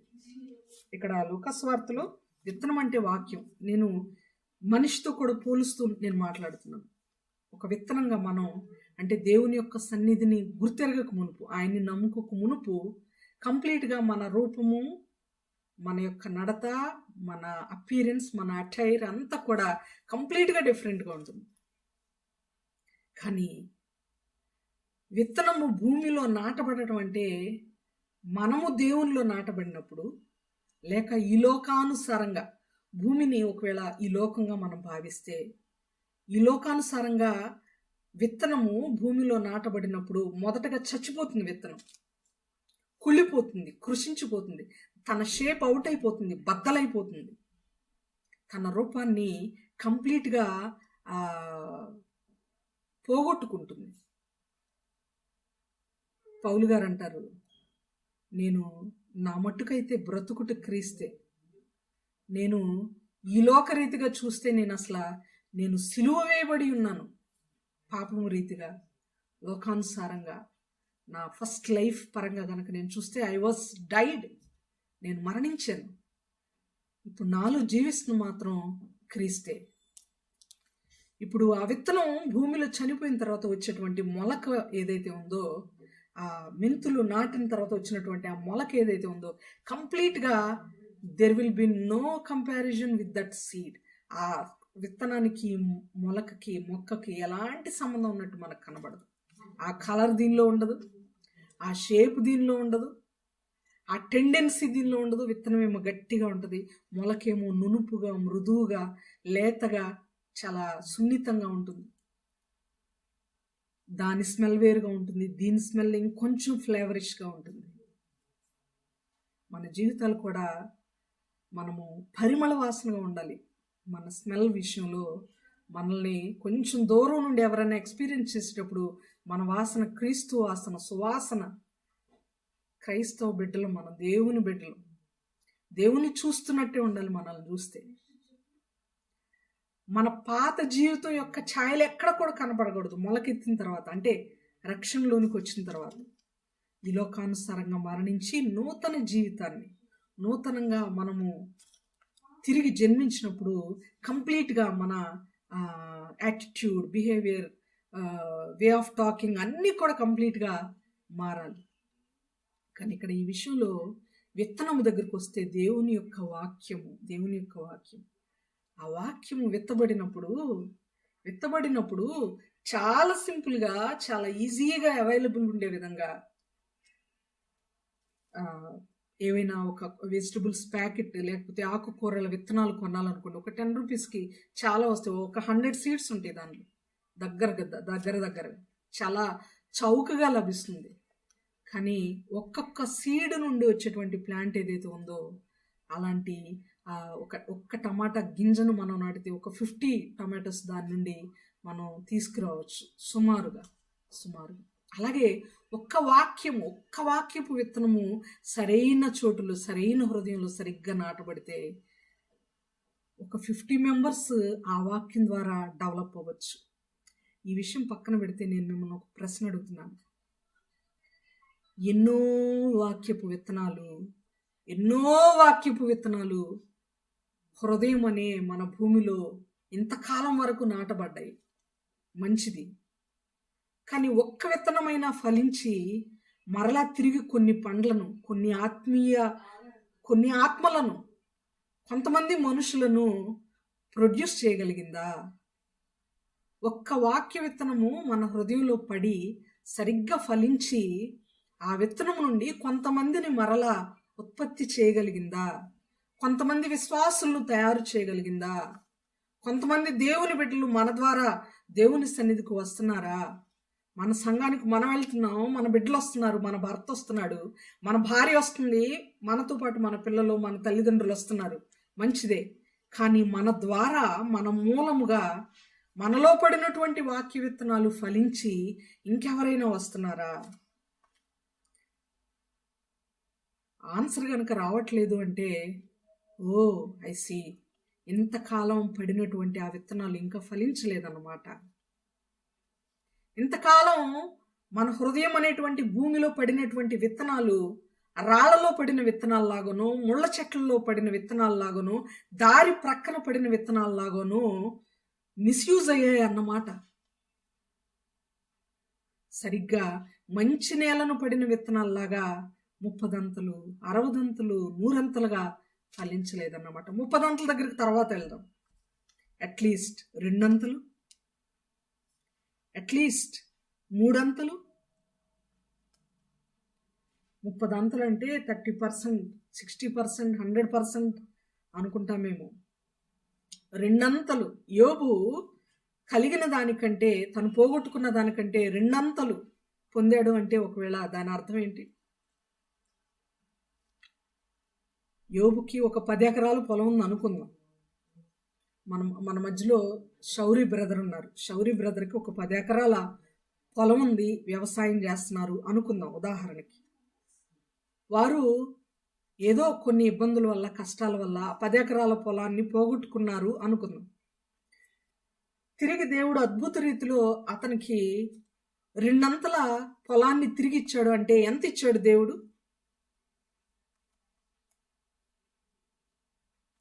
20 ఎకరాలు. 20 ఎకరాలు అంటే 2 అంటే అర్థం ఏంటి? డబుల్ అనే అర్థం. 30 అంటే 2 అంటే డబుల్ అయినప్పుడు 30 అంటే ఏదైతే పోగొట్టుకున్నామో దానికి అన్నిసార్లు అంత క్వాంటిటీ 30 టైమ్స్ యాడ్ చేయాలి. 10 + 10 + 10 + 10 అనుకుంటూ మనం 30 టైమ్స్ యాడ్ చేసుకోవాలి. 60 అంటే 60 టైమ్స్ యాడ్ చేయాలి. 100 అంటే 100 టైమ్స్ మనం యాడ్ చేయాలి. 2 అంటే స్క్వేర్, 30 అంటే ⁻30, 60 అంటే ⁻60, 100 అంటే దానికి ⁻100.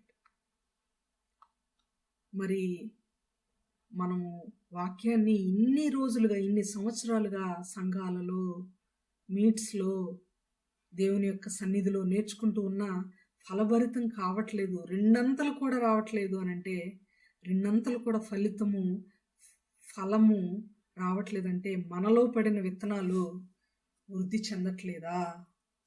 వాక్యము ఫలించట్లేదా?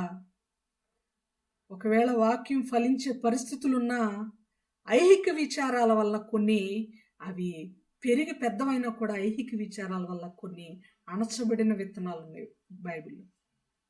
అలా ఒకవేళ వాక్యం అణిచివేయబడుతుందా? ఏమవుతుంది మనం వినే వాక్యం? ఎక్కడికి వెళ్తుంది మనం వినే వాక్యం? మనం ఆలోచన చేయవలసిన వారంగా ఉన్నాం. ఈ విషయాలని మనం మనసులో పెట్టుకుని ఒక్కసారి లూకా సువార్త 8వ అధ్యాయము 11వ వచనం చదువుదాం. లూకా సువార్త 8వ అధ్యాయము 11వ వచనం ప్లీజ్. ఈ ఉపమాన భావమేమనగా, విత్తనము దేవుని వాక్యం. విత్తనము దేవుని వాక్యం. ఆ విత్తనం మనకి ఎక్కడ పడుతుందో మనం చూసుకోవాలి. విత్తనం కరెక్ట్గా పడాలంటే మెత్తని నేల ఉండాలి, దున్నబడిన నేల, సాగు చేయబడిన నేల, సారవంతమైన నేల.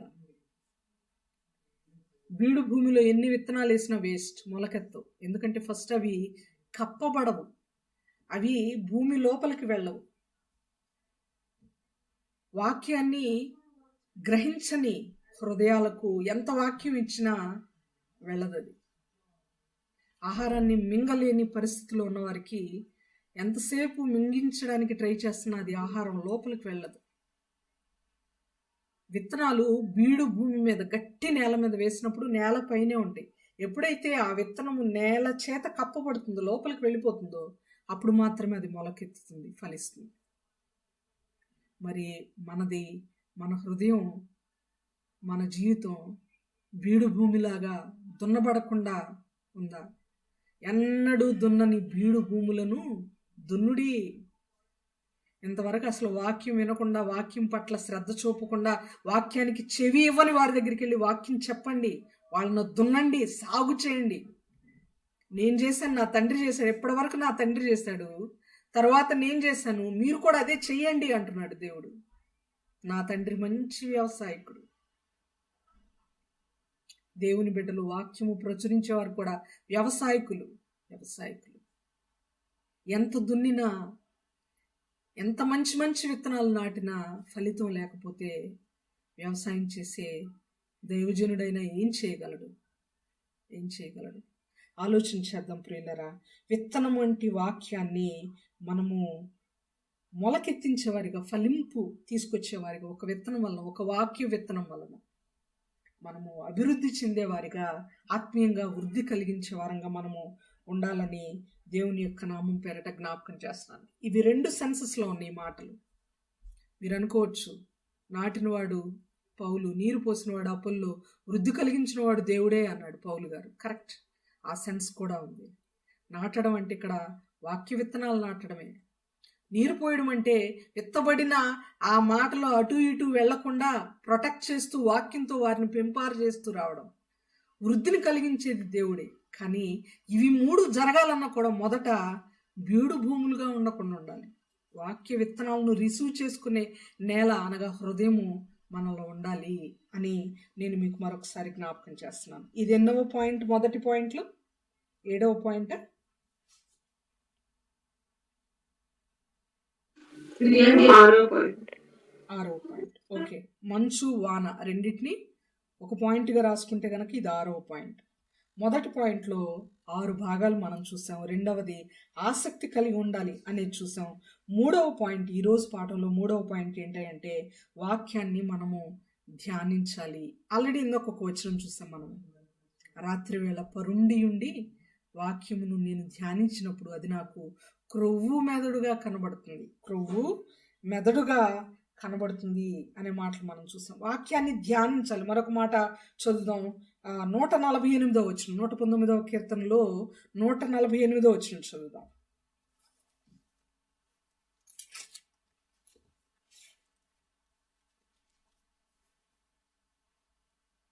119వ కీర్తన 148వ వచనం.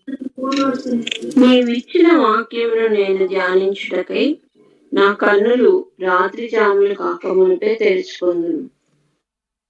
నా కన్నులు రాత్రి జాములు కాకమునిపే తెరుచుకొందును. నీవిచ్చిన వాక్యమును నేను ధ్యానించుటకై. ధ్యానం చేయడానికి చాలా ఎర్లీగా, చాలా పెందల కడ, చాలా సిద్ధపాటు కలిగి నేను నా కళ్ళు తెరుచుకుని ఉన్నాను అంటున్నాడు ఎజ్రా గారు. వాక్యాన్ని ధ్యానం చేయడానికి ఎంతో ఆసక్తి. ఈరోజు ఎగ్జామ్ ఉందంటే నాకు నిద్ర పట్టట్లేదు అన్నాడు మా బాబు. నిన్నటి దినం అంతా తనతో పాటు మాకు పెద్దగా నిద్ర లేదు. ఎగ్జామ్ ఎలా ఉంటుందో మీ అందరి ప్రేయర్స్ వల్ల, ప్రభు మహాకృపను బట్టి పర్వాలేదు, బాగానే రాశాను అని మాత్రం చెప్పగలిగాడు. చాలా టఫ్గా వచ్చింది పేపర్, కానీ పర్వాలేదు బాగానే రాశాను అని మాత్రం చెప్పగలిగాడు.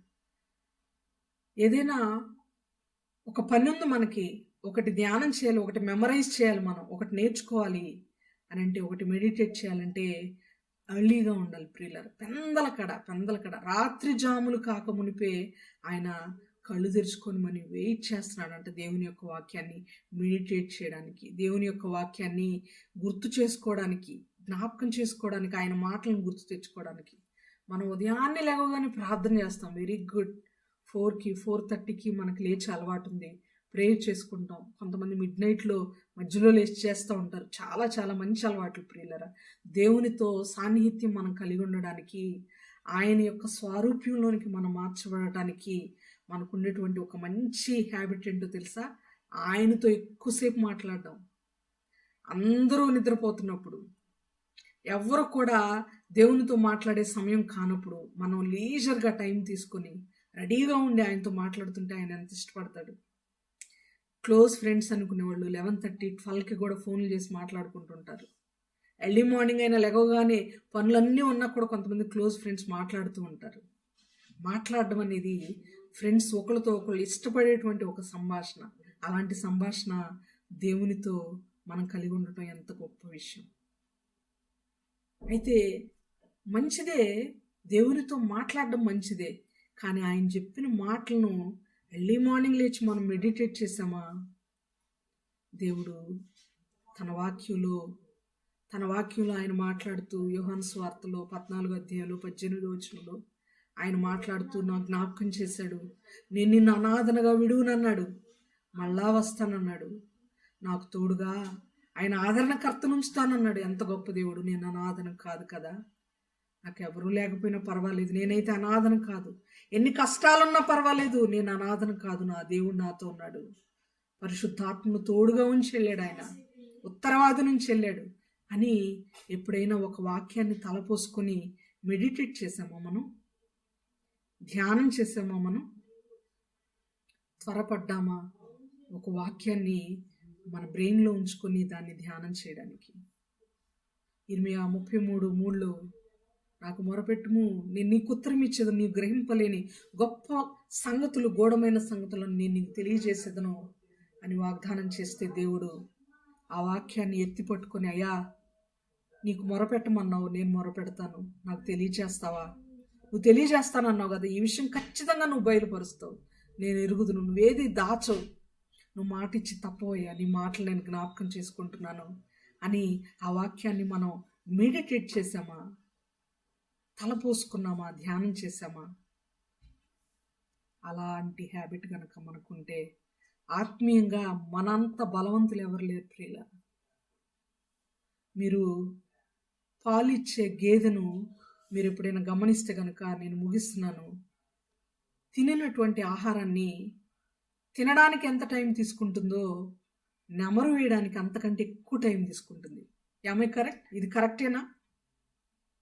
ఏమోనండి, గేదెలతో పశువులతో మాకు పెద్ద పరిచయం లేదంటారా? కరెక్టే కదా. పశువులు ఆహారం తీసుకోవడానికి, పశువులంటే నాకు కూడా అన్ని పశువులతో పరిచయం లేదండి, కొన్నిటితో ఉంది. పాలిచ్చేటువంటి దూడలు ఇవన్నీ కూడా ఆ ఎండుగడ్డి, పచ్చగడ్డి తిన్న తర్వాత నెమరు వేస్తూ ఉంటాయి. వాటిని గమనిస్తే నెమరు వేస్తూ ఉంటాయి. అవి తినటం ఒక్కటే ఆ పశువుకి బలం కాదు, ఆ తినిన దాన్ని నెమరు వేసుకుంటే దాని జీర్ణశక్తి పెరుగుతుంది, దానికి వంట పడుతుంది, చక్కగా అది పాలివ్వడానికి, చక్కగా ఎదగడానికి, బలంగా ఉండడానికి ఉపయోగపడుతుంది. మన ఆత్మలు కూడా బలంగా ఉండాలి అంటే, శ్రమలకు కష్టాలకు కదలని వారుగా మనం ఉండాలంటే, సాతానుడు మనల్ని పెట్టే చిక్కుల నుండి ఈజీగా, చాలా లైట్గా మనం ఫీల్ అయ్యి వాటిని దేవుని మీద ఆధారపడి నిరీక్షణ కలిగి హ్యాపీగా, ఈ లోకం నన్ను ఏం చేస్తుంది, ఈ లోకంలో ఉన్నవానికంటే నాలో ఉన్నవాడు బలవంతుడు అని మనం నమ్మి బ్రతకాలంటే వాక్యాన్ని నెమరు వేయడం చాలా ఇంపార్టెంట్. విని వదిలేస్తే సరిపోదు. వాక్యం గురించి ఎన్ని విషయాలు దేవుడు రాయించాడు చూడండి. ఇంకా ఎన్నో ఉన్నాయి. నేను మీకు బోరు కొట్టించాలనుకోవట్లేదు. 3 parts తీసుకోవాల్సి వచ్చింది వాక్యం గురించి మనం తీసుకోవడానికి. ఇలాంటి వాక్యము మ్రోగిందంట. ఎక్కడా? దెస్సలోనికలో, అకయ ప్రాంతాలలో, దెస్సలోనికలో, అకయలో ఈ వాక్యము మ్రోగింది అని చెప్పబడింది. ముందు మన హృదయంలో ఉంటే కదా, మన హృదయంలో ఫలిస్తే కదా, మనం ఎక్స్పీరియన్స్ చేస్తే కదా, అసలు వాక్యం విలువేంటో మనం గ్రహిస్తే కదా మన ద్వారా మ్రోగడానికి మరొక చోట. జ్ఞాపకం చేసుకుందాం ప్రియులారా, వాక్యాన్ని మనము ధ్యానించే వారిగా ఉండాలి. ఈనాటి పాఠంలో 3వ పాయింట్ ఇది. 3వ పాయింట్ మరొక వచనం చదువుదాం. 147వ కీర్తన 15వ వచనం చదువుదాం. 147వ కీర్తన 15వ వచనం.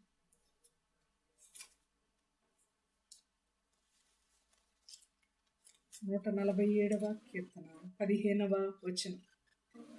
భూమికి ఆజ్ఞనిచ్చువాడు ఆయనే, ఆయన వాక్యము ఆజ్ఞనిచ్చువాడు ఆయనే, ఆయన వాక్యము బహువేగంగా పరిగెత్తును. బహువేగముగా పరిగెత్తును. ఆయన వాక్యము బహువేగముగా పరిగెత్తును. పరిగెత్తడం పక్కన పెడితే నడవట్లేదు అసలు మన మీట్స్లో వాక్యం. మెల్లగానైనా ముందుకు జరగట్లేదు. ఎన్ని దినాలు మనం వాక్యాన్ని మిస్ చేస్తున్నామో తెలుసా? ఎన్ని దినాలు అటెండ్ అవ్వకుండా, ఎవ్వరు attend last Monday only Aruna sister and దెబోరమ్మ వీరిద్దరే వచ్చారు.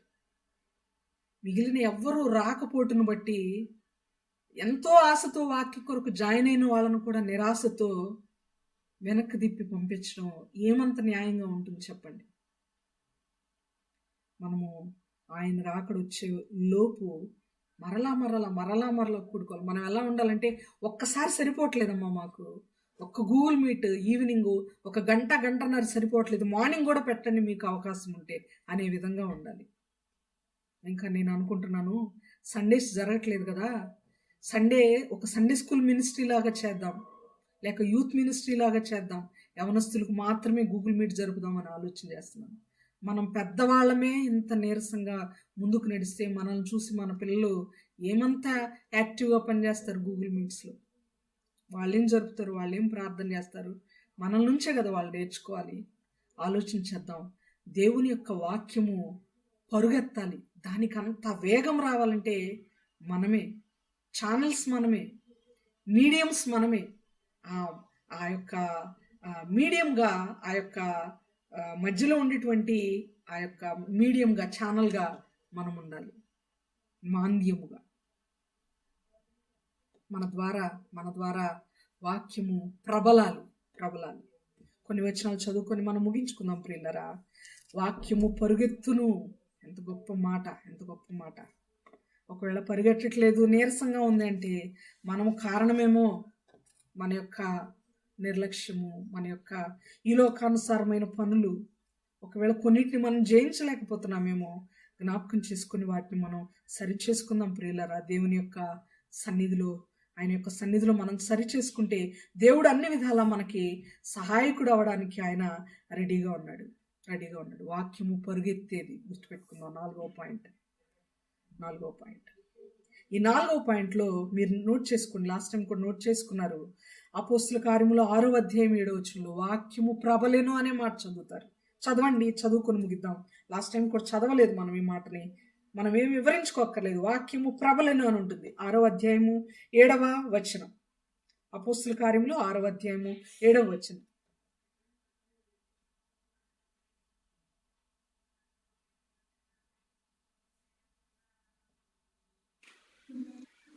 దేవుని వాక్యము ప్రబలమై శిష్యుల సంఖ్య యెరూషలేములో బహుగా విస్తరించెను, మరియు యాజకుల్లో అనేకులు విశ్వాసమునకు లోబడి. చాలా ఇక్కడ గమనిస్తే దేవుని వాక్యం ప్రబలమైతే వచ్చే ఒక ఉపయోగం ఇక్కడ కనబడుతుంది. శిష్యుల సంఖ్య విస్తరించింది, అంతేకాదు విశ్వాసమునకు అనేకులు లోబడ్డారు. వాక్యము విస్తరించినప్పుడు, ప్రబలినప్పుడు ఏం జరగాలయ్యా అంటే సంఖ్య విస్తరించాలి. సంఖ్య విస్తరించకపోయినా పర్వాలేదు, ఉన్న సంఖ్య పోకుండా ఉండాలి. అంతేకాదు విశ్వాసమునకు లోబడడం జరగాలి. మరొక వచనం అపోస్తుల కార్యముల గ్రంథమే 12వ అధ్యాయము 24వ వచనం. అపోస్తుల కార్యముల గ్రంథమే 12వ అధ్యాయము 24వ వచనం. దేవుని వాక్యము ప్రబలమై వ్యాపించుచుండెను. దేవుని వాక్యము ప్రబలమై వ్యాపించుచుండెను. ఇది ఐ థింక్ అపోస్తుల కార్యములు 12వ అధ్యాయం, అంటే మొదటి జర్నీలో దేవుని వాక్యము ప్రబలమై వ్యాపిస్తుంది. పౌలు గారి ద్వారా, బర్నబా గారి ద్వారా, వారు చెప్పినటువంటి వాక్యం ద్వారా, ఆ వాక్యము వినిన వారి ద్వారా అంతకంతకు ప్రబలమై వ్యాపిస్తుంది. 13వ అధ్యాయము 49వ వచనం. అపోస్తుల కార్యములు 13వ అధ్యాయము 49వ వచనం.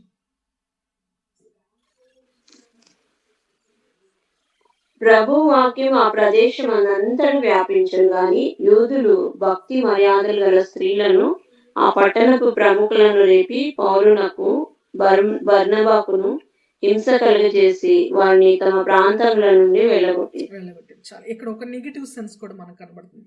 అదేంటంటే వాక్యం అయితే ప్రబలమై వ్యాపిస్తూ ఉంది, విస్తరిస్తుంది. కానీ వాక్యం విస్తరించేటప్పుడు కొన్ని అననుకూల పరిస్థితులు కూడా ఎదురవుతాయి. అదేంటంటే స్త్రీలను, భక్తి మర్యాదలు గల స్త్రీలను, పట్టణపు ప్రముఖులను రేపి పౌలునకు బర్నబాకు హింస కలుగు చేయాలని వారిని ఆ ప్రాంతాల నుండి వెళ్ళగొట్టారు. ఇవి చేసిన వాళ్ళు దేవుని బిడ్డలే, యూదులే. ఒక విషయాన్ని నేను జ్ఞాపకం చేస్తాను. ఒక పాస్టర్ గారు ఒక చోట మీటింగ్ జరుగుతుంది. వాక్యం విస్తృతంగా వివరించబడుతుంది. అందరూ కూడా పిన్ డ్రాప్ సైలెంట్గా వాక్యం వింటూ ఉన్నారు. హఠాత్తుగా, అంటే బహుశా కొంతమంది మనుషుల మనసులను తెలియజేయడానికి దేవుడు కొన్ని పరిస్థితులను రప్పిస్తాడో ఏమో తెలియదు. కానీ ఒక ఊర్లో జరిగినటువంటి యథార్థ సంఘటన నేను మీకు జ్ఞాపకం చేస్తున్నాను. మీటింగ్ అద్భుతంగా జరుగుతుంది. అనుకున్న దైవజనులు అందరూ వచ్చారు. ఊహించిన అంతకంటే విశ్వాసులు వేరే వేరే ప్రాంతాల నుండి వాక్యం ఆలకించడానికి వచ్చారు. మార్నింగ్ సెషన్ అయిపోయింది, ఆఫ్టర్నూన్ సెషన్ అయిపోయింది, నైట్ సెషన్ వాక్యం మొదలైంది. వాక్యం మంచి పట్టులో ఉండగా, బాగా మంచి డెప్త్లో ఉండగా ఏం జరిగిందంటే కరెంట్ పోయింది. వర్షం పడడం స్టార్ట్ అయింది. అయ్యో కరెంట్ పోయింది, ఎలా వర్షం పడుతుంది, ఎవరు ఎక్కడికి వెళ్ళకండి, ఇక్కడే ఉండండి అని చెప్పి ఆ యొక్క సంఘ పెద్దలు, సంఘ కాపరి గారు వీళ్ళందరూ ఏం చేస్తున్నారంటే, మీరు ఎక్కడికి వెళ్ళకండి, ఏం పర్వాలేదు, దేవుడు కరెంట్ ఇస్తాడు, మనం ఒక 10 నిమిషాలు ప్రార్థన చేద్దాం అని చెప్తూ అందరినీ ఇది చేసేలోపు, అందరినీ నెమ్మదిపరిచేలోపు వచ్చినటువంటి దేవుని బిడ్డల్లో ఆయన కూడా దైవజనుడే, ఆయన కూడా వాక్య పరిచర్య చేసేవాడే. ఆయన పక్కకెళ్ళి ఒక ఫోన్ మాట్లాడుతున్నాడు. ఏమని ఫోన్ మాట్లాడుతున్నాడంటే, మనందరికంటే పెద్ద ఎక్కువ రేంజ్లో మీటింగ్స్ జరపాలనుకున్నాడు కదా ఈ పెద్ద మనిషి, ఈ సంఘ కాపరి. చక్కగా మొదటి రోజు జరిగింది, రెండో రోజు జరిగింది, మూడో రోజు మాత్రం అట్టర్ ఫ్లాప్ అన్న. మూడో రోజు ఇప్పుడు ఫుల్ వర్షం పడుతుంది, కరెంట్ పోయిందన్న. అట్టర్ ఫ్లాప్ ఈరోజు మీటింగ్, మొత్తం దెబ్బడిపోయిందన్న. ఈయన ఏదో మనకంటే పెద్ద గొప్పగా గ్రాండ్గా చేయాలనుకున్నాడు మీటింగ్స్ అని చెప్తున్నాడు ఫోన్లో. ఎలా ఉంది మాట? దైవజనుడే, దేవుని బిడ్డే ఆయన కూడా. ఒక దేవుని పనికి ఆటంకం కలిగినప్పుడు సంతోషించదగిన విషయమా, మచ్చరపడే విషయమా? మనకంటే ఇంకొక చోట, మన స్థలంలో కంటే ఇంకొక స్థలంలో వాక్యం ఎక్కువగా ప్రకటించబడకూడదు అని కోరుకోవచ్చా దేవుని బిడ్డలు? అసలు ఎందుకు ఈ మాటలు జ్ఞాపకం వస్తున్నాయంటే, నాకు యూదులు మర్యాద కలిగిన స్త్రీలను, గొప్పవారిని రేపి దైవజనుల మీద ఆటంకం కలుగు చేస్తూ వాళ్ళు నా ప్రాంతంలో నుంచి వెళ్ళగొట్టారు. ఎందుకు ఈ మాటలు చెప్తున్నానంటే, వాక్యము విస్తరించేటప్పుడు ఇలాంటివి జరుగుతూ ఉంటాయి. అవి మనము, ఇవి వాక్యంలో ఉన్నవే. దేవుడు ఆల్రెడీ అనేక మంది ద్వారా ఇవి తెలియజేశాడు మనకు. అపోస్తుల విషయాల్లో ఎన్నోసార్లు ఇలాంటివి జరిగినాయని వాటిని మనం జ్ఞాపకం పెట్టుకొని తెలివిగా, యుక్తిగా, పాముల వలె యుక్తి కలిగిన వారంగా ఉండాలని చెప్పాడు దేవుడు. పావురముల వలె నిష్కపటంగానే ఉంటాం, కానీ మనం కొంతమంది విషయాలలో యుక్తి ఉండదు మనకు. ఏది పడితే అది మాట్లాడేస్తూ ఉంటాం, దడదడలాడుతూ. కానీ కొందరి తెలివితేటలు, కొందరి యొక్క మత్సరం గ్రహించలేని అమాయకులంగా ఉంటుంటాం కొన్ని విషయాలను. గుర్తుపెట్టుకొని మనం దేవుని మాటలు జ్ఞాపకం చేసుకొని ఓదార్పు చెందిన వారమై మనం ముందుకు కొనసాగాలి ఆయన యొక్క సేవలో అని నేను మీకు జ్ఞాపకం చేస్తున్నాను ప్రియులారా. వాక్యము పరిగెత్తుతుంది, వ్యాపిస్తుంది అనేటువంటి విషయాన్ని మనం మాట్లాడుతున్నాం. అలాగే 13:49 చదివాం, 19:20 కూడా చదువుతాం. అపోస్తుల కార్యముల గ్రంథం 19:20. ఇంకొక నిమిషం మాత్రమే నేను తీసుకుంటాను. 19వ అధ్యాయము 20వ వచనం, అపోస్తుల కార్యముల గ్రంథం. ఈ రోజుతో ఈ పాటని ముగించేద్దాం. ఇంత ప్రభావంతో ప్రభు వాక్యము ప్రబలమై వ్యాపించింది. ప్రభావముతో వాక్యం వ్యాపించేటప్పుడు ఒక పవర్ ఉండాలి, ఒక ప్రభావము. వాక్యంకు ఉన్నటువంటి పవర్ మరి దేనికి లేదండి, ఏ మనిషికి లేదు. ఎన్నో అద్భుత కార్యాలు దేవుని బిడ్డల ద్వారా జరిగిన ఎలీషా గారు, ఏలియా గారు, పౌలు గారు, పేతురు గారు, ఎన్నో అద్భుత కార్యాలు, మరణించిన వారిని తిరిగి బ్రతికించేటువంటి అద్భుత కార్యాలు జరిగిన ప్రభావము వారిది కాదు. ప్రభావము మనుషులది కాదు, పౌలుది కాదు, ఎలీషా గారిది కాదు, ఏలియా గారిది కాదు, పేతురు గారిది కాదు. ప్రభావము దేవునిది, దేవుని యొక్క వాక్యానిది అని మనం గుర్తుపెట్టుకోవాలి. ఎక్కడైనా అద్భుత కార్యం జరిగిందంటే అక్కడ మనము ఎన్హాన్స్ చేయవలసింది, హైలైట్ చేయవలసింది దేవుని బిడ్డలను కాదు, దైవజనుని కాదు, అక్కడ ఆ వ్యక్తిని కాదు, దేవుని వాక్యాన్ని మనం మహిమపరచాలి. ఆ ఘనత, ఆ ప్రభావము వాక్యానికి దక్కాలి, వాక్యమై ఉన్న దేవునికి దక్కాలి అని మనం గుర్తుపెట్టుకున్నాం. వాక్యము ప్రభావం గలదై వ్యాపిస్తుంది, వాక్యము ప్రబలుతుంది, వాక్యము విస్తరిస్తుంది. విస్తరించేటప్పుడు ఆటంకాలు వస్తాయి, అయినా కూడా ధైర్యం కలిగి మనం ముందుకెళ్ళాలి. వాక్యము పరుగెత్తుతుంది. చివరి పాయింట్, వాక్యాన్ని బోధించాలి. మనం కొన్ని వచనాలు చదువుదాం. 8వ అధ్యాయము 20వ వచనం, యెషయా గ్రంథం 8వ అధ్యాయము 20వ వచనం. యెషయా గ్రంథము 8వ అధ్యాయము 20వ వచనం ప్లీజ్.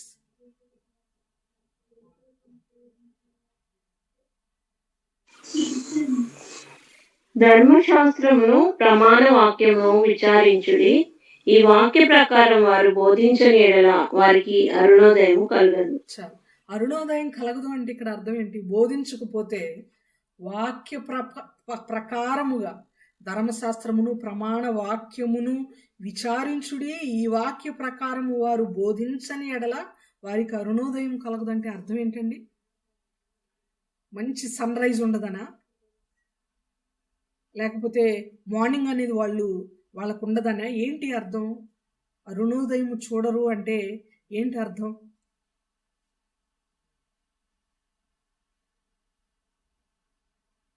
అరుణోదయం చూడరంటే బ్రతకరు అని అర్థం. ఉదయాన్నే మనం లేచి ప్రార్థన చేస్తాం, కృతజ్ఞతలు చెప్తాం ఉదయాన్నే కదా. మార్నింగ్ ప్రేయర్లో we must consist of praising. దేవునికి కృతజ్ఞతలు చెప్తాం. అయ్యా, మరొక అరుణోదయాన్ని చూసే గొప్ప భాగ్యం నువ్వు మాకు ఇచ్చావు. మరొక ఉదయాన్ని, మరొక డేని చూడడానికి మేము కళ్ళారా ఈ డేని చూసి డే అంతా మిమ్మల్ని ఘనపరుస్తూ మీకు మహింకరంగా బ్రతకడానికి మాకు ఇంకొక రోజు ఇచ్చావు, మీకు స్తోత్రములు అంటుంటాం. అలాంటి అరుణోదయం వారికి కలగదు అంటే, ఇంకొక డే నాకు లేదు, ఇంకొక మార్నింగ్ని నేను చూడను అంటే ఈ దినమే నా చివరి దినం అని అర్థం. వాక్యాన్ని బోధించాలి. ఎలా బోధించాలి? వాక్యం ప్రకారం బోధించాలి. ఉన్నది ఉన్నట్లు బోధించాలి. పాత నిబంధన కానీ క్రొత్త నిబంధన కానీ ఉన్నది ఉన్నట్లు ఆధారాలను, రుజువులను తెలియచేస్తూ, నిర్ధారిస్తూ, నిశ్చయంగా తెలియచేస్తూ, దేన్ని కలపకుండా, దేన్ని తీసేయకుండా వాక్యాన్ని బోధించాలి. బోధించకపోతే అదే చివరి దినం అన్నటువంటి సెన్స్లో ఈ మాట వ్రాయబడింది ప్రియులారా. మరొక మాట, ఇర్మియా గ్రంథము 18వ అధ్యాయము 18వ వచనం. ఇర్మియా గ్రంథము 18వ అధ్యాయం 18వ వచనం.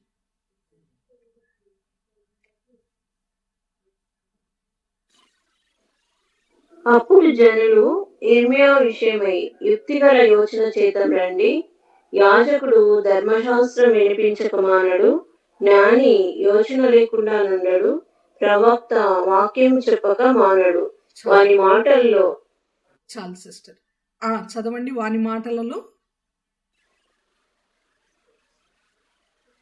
మాటలలో దేనిని వినకుండా మాటలతో వాని కొట్టుదు రండి అని చెప్పుకొనుచుంది. ఇక్కడ గమనిస్తే ప్రవక్త వాక్యం చెప్పకుండా మానడు. వాక్యం చెప్పే వాళ్ళకు దేవుడు ఇస్తున్నటువంటి కాషన్ ఇది, దేవుడు ఇస్తున్నటువంటి హెచ్చరిక. వాక్యం చెప్పకపోతే సూర్యోదయం లేదు. ఏదో హెల్దీగా ఉండి అన్ని విషయాల్లో ఆనందంగా గడుపుతూ వాక్యం చెప్పేవాళ్ళు చెప్తారని మాత్రం మీరు ఎప్పుడు అనుకోబాకండి. కొంతమంది జోకర్స్ ఉంటారు, స్టేజ్ మీద అందరిని నవ్వించడానికి వాళ్ళ బాధలన్నీ దిగమింగుతూ వాళ్ళు ఏడుస్తుంటారు లోపల, కానీ బయటికి మాత్రం ముఖం మీద రంగులు పూసుకొని అందరినీ నవ్విస్తూ ఉండాలి. వాక్యం చెప్పేవాళ్ళు కూడా దినదినము వదకు తేబడిన గొర్రెల వలె ఉంటారు. యథార్థంగా చెప్పాలి అంటే జీవితాల్లో అన్నీ ఆనందంగా చాలా ఫుల్ ఫ్లెడ్జ్డ్గా సాఫిస్టికేటెడ్ లైఫ్ లీడ్ చేస్తూ out of the Bloom stage మీదకి అలా వచ్చి వాక్యం చెప్తారని కాదు. అలా చెప్పేవాళ్ళు కూడా ఉండొచ్చు, వాళ్ళ గురించి మనకు అనవసరం అనుకోండి. యథార్థంగా సేవ చేసే వాళ్ళ హృదయాలలో, వాళ్ళ జీవితాల్లో చాలా కన్నీరు దాగి ఉంటుంది. ఒక బలూన్లో గనక వాటర్ నింపి జస్ట్ అలా గిల్లితే, జస్ట్ ఒక పిన్తో అలా పొడిస్తే మొత్తం ఎలా బ్లాస్ట్ అవుతుందో అంత వేదనతో కూడినటువంటి జీవితాలు ఉంటాయి దేవుని సేవ చేస్తున్నప్పుడు. అయినా వాక్యం ప్రకటించడానికి ముందుకు వస్తున్నారంటే ఈ వాక్యాలే కారణం. యెషయా గారు చెప్పిన మాటలు, ఇర్మియా గారు చెప్పిన మాటలు, పౌలు గారు సువార్త ప్రకటించిన యెడల నాకు శ్రమ అంటాడు. పౌలు గారు చెప్పిన మాటలు ఇవన్నీ కూడా గుర్తుపెట్టుకోవాలి. చివరిగా ఒక వచనాన్ని నేను మీకు జ్ఞాపకం చేస్తున్నాను. యెషయా గ్రంథము 30వ అధ్యాయం 10వ వచనంలో మృదువైన మాటలను, మృదువైన వాక్యాలను కొందరు కోరుకుంటుంటారంట. అలా కోరుకునే వాళ్ళు ఈ గూగుల్ మీట్లో కనుక ఉంటే దయచేసి మీరు ఏ సెషన్కైనా అటెండ్ అవ్వండి. మేబీ నా మట్టుకు నా నుండి అయితే మీరు ఎక్స్పెక్ట్ చేయొద్దు. మృదువైన మాటలతో వాక్యం ప్రకటించాలి అని నేను ఇంటర్నల్గా నేను భావించట్లేదు. ఎందుకంటే వాక్యము ప్రకటించే విధానంలో మృదువు అనే పదం కంటే అధికారం గలవాని వల్లే దేవుడు బోధించాడంట. పౌలు గారు అంటారు కొరింథీయులతో, నేను బెత్తములతో మీ దగ్గరకు రావాలా? బెత్తములతో రమ్మంటా మీరు నన్ను చెప్పండి. చబుకులతో బెత్తాలు తీసుకొని రమ్మంటారా? కొట్టమంటారు మిమ్మల్ని? ఒక అధికారము కలిగిన వాడు విశ్వాసుల పట్ల వాక్యం బోధించే వాళ్ళకి ఒక అధికారం. ఎందుకంటే వీళ్ళు మనోళ్ళు, నా బిడ్డలు, నా చెల్లి, నా అక్క, నా అమ్మ, వీళ్ళని నేను అనకపోతే ఎవరంటారు అన్నటువంటి ఒక అధికారం, ప్రేమతో కూడినటువంటి అధికారం, అధికారముతో కూడిన బోధ, బైబిల్ బోధ. సర్ప సంతానమా, చెరుపు చేయి పిల్లలారా. అబ్రహాం పిల్లలను మీరు చెప్పుకుంటున్నారు కదా, ఈ రాళ్ల వలన దేవుడు అబ్రహాముకు పిల్లల్ని కలగజేయగలడు. మీరేంటి? దేవుడు అంటాడు మీరు స్తుతించకపోతే ఈ రాళ్ళు లేచి కేకలు పెడతాయి. మీరేంటి? కఠినమైన మాట, స్టాండర్డ్గా ఉండేటువంటి మాట, అథారిటీతో కూడినటువంటి మాట దేవుని యొక్క వాక్యం. దేవుని యొక్క వాక్యాన్ని ఎలా బోధించాలో ఇక్కడ చాలా అద్భుతంగా రాశాడు. గుర్తుపెట్టుకోవాలి పిల్లలు, మీరు ఎక్కడైనా బోధిస్తున్నటువంటి వాళ్ళైతే ఈ పాయింట్స్ ఖచ్చితంగా మనం గుర్తుపెట్టుకోవాలి. యెషయా గ్రంథం 30వ అధ్యాయము 10వ వచనం చదువుదాం. యెషయా గ్రంథం 30వ అధ్యాయము 10వ వచనం. దర్శనం చూడవద్దని దర్శనం చూచు వారితో చెప్పువారును, యుక్త వాక్యములను మాతో ప్రవచింపకుడి, మృదువైన మాటలనే మాతో పలుకుడి, మాయా దర్శనములను కనుడి, అడ్డము రాకుండుడి, త్రోవ నుండి తొలగుడి. ఓకే, ఇక్కడ మృదువైన మాటలనే మాకు ప్రకటించండి అని కొందరు చెప్తారంటే ఇంటర్నల్గా. ఎస్, ఈ అనుభవం నా మట్టుకు నాకుంది. ఈ సంఘంకి వచ్చినప్పుడు ఇలాంటి మాటలు మీరు చెప్పకూడదండి, ఇలాంటివి కొంచెం ఈ టాపిక్ రాకుండా కొంచెం చూసుకోండి, ఈ టాపిక్ని మీరు ఖండించకుండా కొంచెం జాగ్రత్త పడాలి. మా సంఘానికి వచ్చినప్పుడు ఈ మ్యాటర్ గురించి మాట్లాడకూడదు, ఆ మ్యాటర్ గురించి మాట్లాడకూడదు. దైవజనుడు ఏం మాట్లాడాలో దేవుడిస్తాడు ప్రేరేపణ, మనుషులు ఇచ్చింది మాట్లాడేవాడు దైవజనుడు కాదు. ఇలాగే చెప్పండి ఇక్కడ సంఘంలో అని కోరగా అలాగే చెప్పేది అసలు వాక్యం కాదు. ఒకవేళ వాక్యమైనది దేవుని యొద్ద నుండి వచ్చిన పరలోకపు వర్తమానము కానే కాదు. మీకా అనే ఒక ప్రవక్త అంటాడు, మీరందరు చెప్పిన మాటలు కాదు, దేవుడు ఏది పలికించమంటే అదే పలుకుతానంటాడు. పేతురు, యోహాను గారులు అంటారు అపోస్తల కార్యములు 5వ అధ్యాయంలో, మేము మీ మాట వినాలా, దేవుని మాట వినాలా? మీకు లోబడాలా, దేవునికి లోబడాలా? మేము కన్న వాటిని విన్న వాటిని గుర్చి చెప్పకుండా ఉండలేము. మీరు మమ్మల్ని చెరసాల్లో వేయండి, ఖండించండి, శిరచ్ఛేదనం చేయండి, నూనెలో వేయండి, మీరుకేదైనా చేయండి, మేము మాత్రం ప్రకటించకుండా ఉండలేం. ఉన్నది ఉన్నట్టు ప్రకటించకుండా ఉండలేం. దేవుని మాటను బట్టి ప్రకటించకుండా ఉండలేం. అది కదా బోధించవలసిన వానికి ఉండాల్సినటువంటి ముఖ్య లక్షణం. గుర్తుపెట్టుకుందాం ప్రియులారా. మృదువైన మాటలే మాకు బోధించండి అనే వారికి తగ్గట్టుగా బోధించడం బోధ కాదు. వారితో ఏం మాట్లాడమని దేవుడు మనకు బోధిస్తున్నాడో దానికి శిరస వహించి, దేవుని ఆజ్ఞకు శిరస వహించి బోధించడం ముఖ్యమైన లక్షణం అని మనం గుర్తుపెట్టుకోవాలి. యెషయా గ్రంథం 66 అధ్యాయం 5వ వచనం. యెషయా గ్రంథము 66 అధ్యాయము 5వ వచనం చివరి పాయింట్. ఈ యొక్క పాఠంలో last but not the least 66వ అధ్యాయం 5వ వచనం. యెహోవా వాక్యములకు భయపడు వారులారా, ఆయన మాట వినుడి. మిమ్మల్ని ద్వేషించుచు నా నామమును బట్టి మిమ్మల్ని త్రోసివేయు మీ స్వజనులు మీ సంతోషం మాకు కనబడినట్టు యెహోవా మహిమ నందునుగాక అని చెప్పుదురు, వారే సిగ్గునందుదురు. ఇక్కడ మొదటి లైన్లోనే యెహోవా వాక్యమునకు భయపడు వారలారా ఆయన మాట వినుడి. వాక్యానికి భయపడండి, వాక్యాన్ని వినండి. ఆయన మాట అంటే వాక్యమే. వాక్యానికి భయపడండి, వాక్యాన్ని వినండి. వాక్యం బోధించాలి. చివరి పాయింట్, వాక్యమునకు భయపడాలి. వాక్యం వినటానికి కూడా భయపడాలి. భయపడుతూ వినాలి వాక్యాన్ని. దేవుడు నాతో మాట్లాడుతున్నాడు, అమ్మో, చేతులు కట్టుకొని హంబుల్గా బైబిల్ పక్కన పెట్టుకొని నేర్చుకునే బుద్ధి కలిగినటువంటి స్టూడెంట్గా, విద్యార్థిగా మనం దేవుని యొక్క సన్నిధిలో దేవుని యొక్క వాక్యాన్ని మనం నేర్చుకోవాలి. ప్రియులరా, బోధించాలి. అంతేకాదు వాక్యానికి మనము భయపడాలి. బోధించే విషయంలో లాస్ట్ సెషన్లో కూడా నేను జ్ఞాపకం చేశాను. రోదే అనే ఒక చిన్నది, సమరయ స్త్రీ, అంతేకాదు నయమాను ఇంట్లో పనిచేసినటువంటి ఒక చిన్నది, వీరందరూ కూడా ఎంతో చక్కగా నెనరు కలిగినటువంటి స్త్రీల వలె, తెలివితేటలు కలిగిన స్త్రీల వలె, చాలా చిన్నవాళ్ళు వాళ్ళు.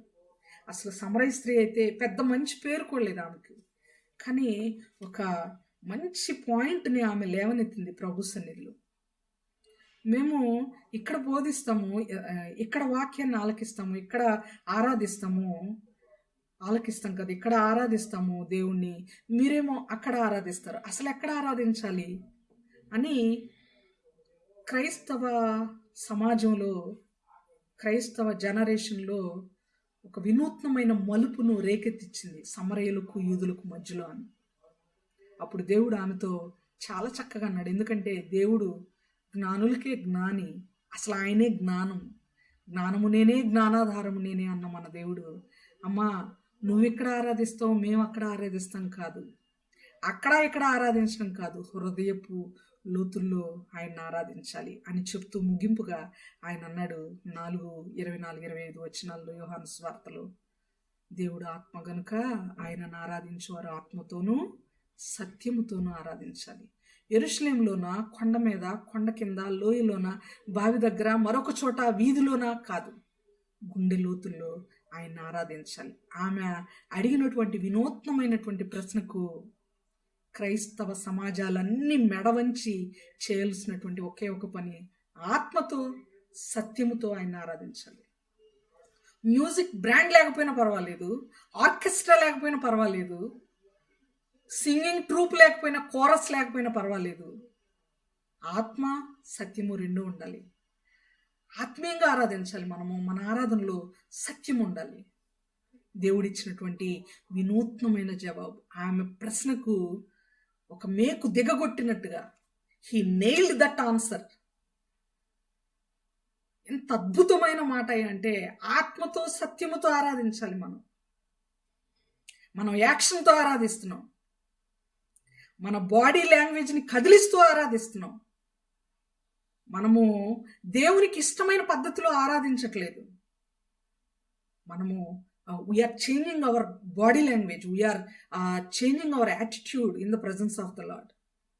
We are moving our body parts in the worship. But God doesn't want it. దేవునికి కావాల్సింది ఆత్మతో సత్యముతో. ఆత్మతో ఆరాధించే ఆరాధనలో పైకి మార్పులు చేర్పులు ఇవే ఉండవు, ఈ కదలికలు ఉండవు. ఇంకా చెప్పాలంటే కన్నీళ్లు తప్ప మాటలు ఉండవు కొన్ని ఆరాధనలు.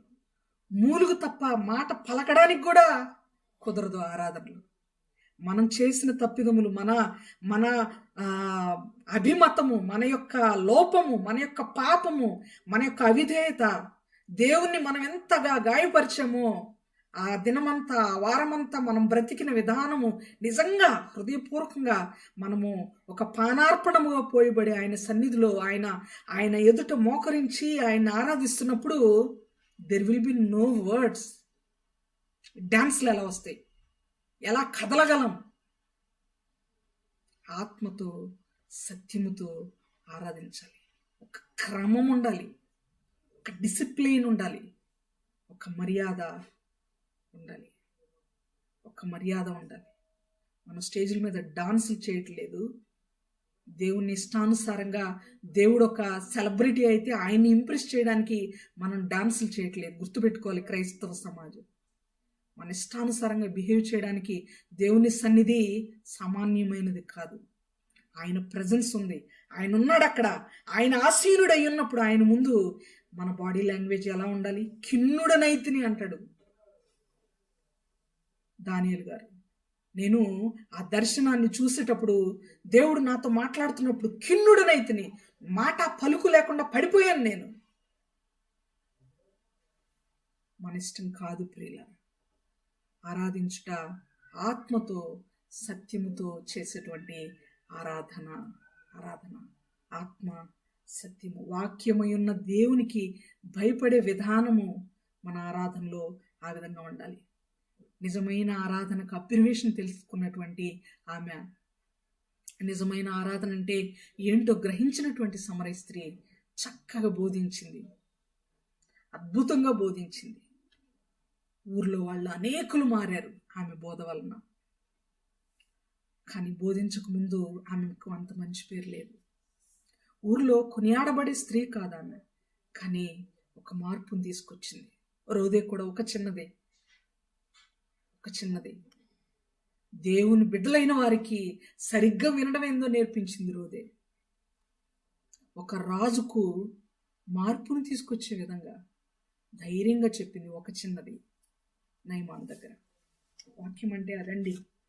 వాక్యము ఇంకా చెప్తూ పోతే ఎన్నో సెషన్స్ మనము ఎక్స్టెండ్ చేయొచ్చు, కానీ ఇంతవరకు చాలు మన చిన్న గుంపుకి. ఎందుకంటే మీరందరూ కూడా వాక్యం ఎరిగిన వారే.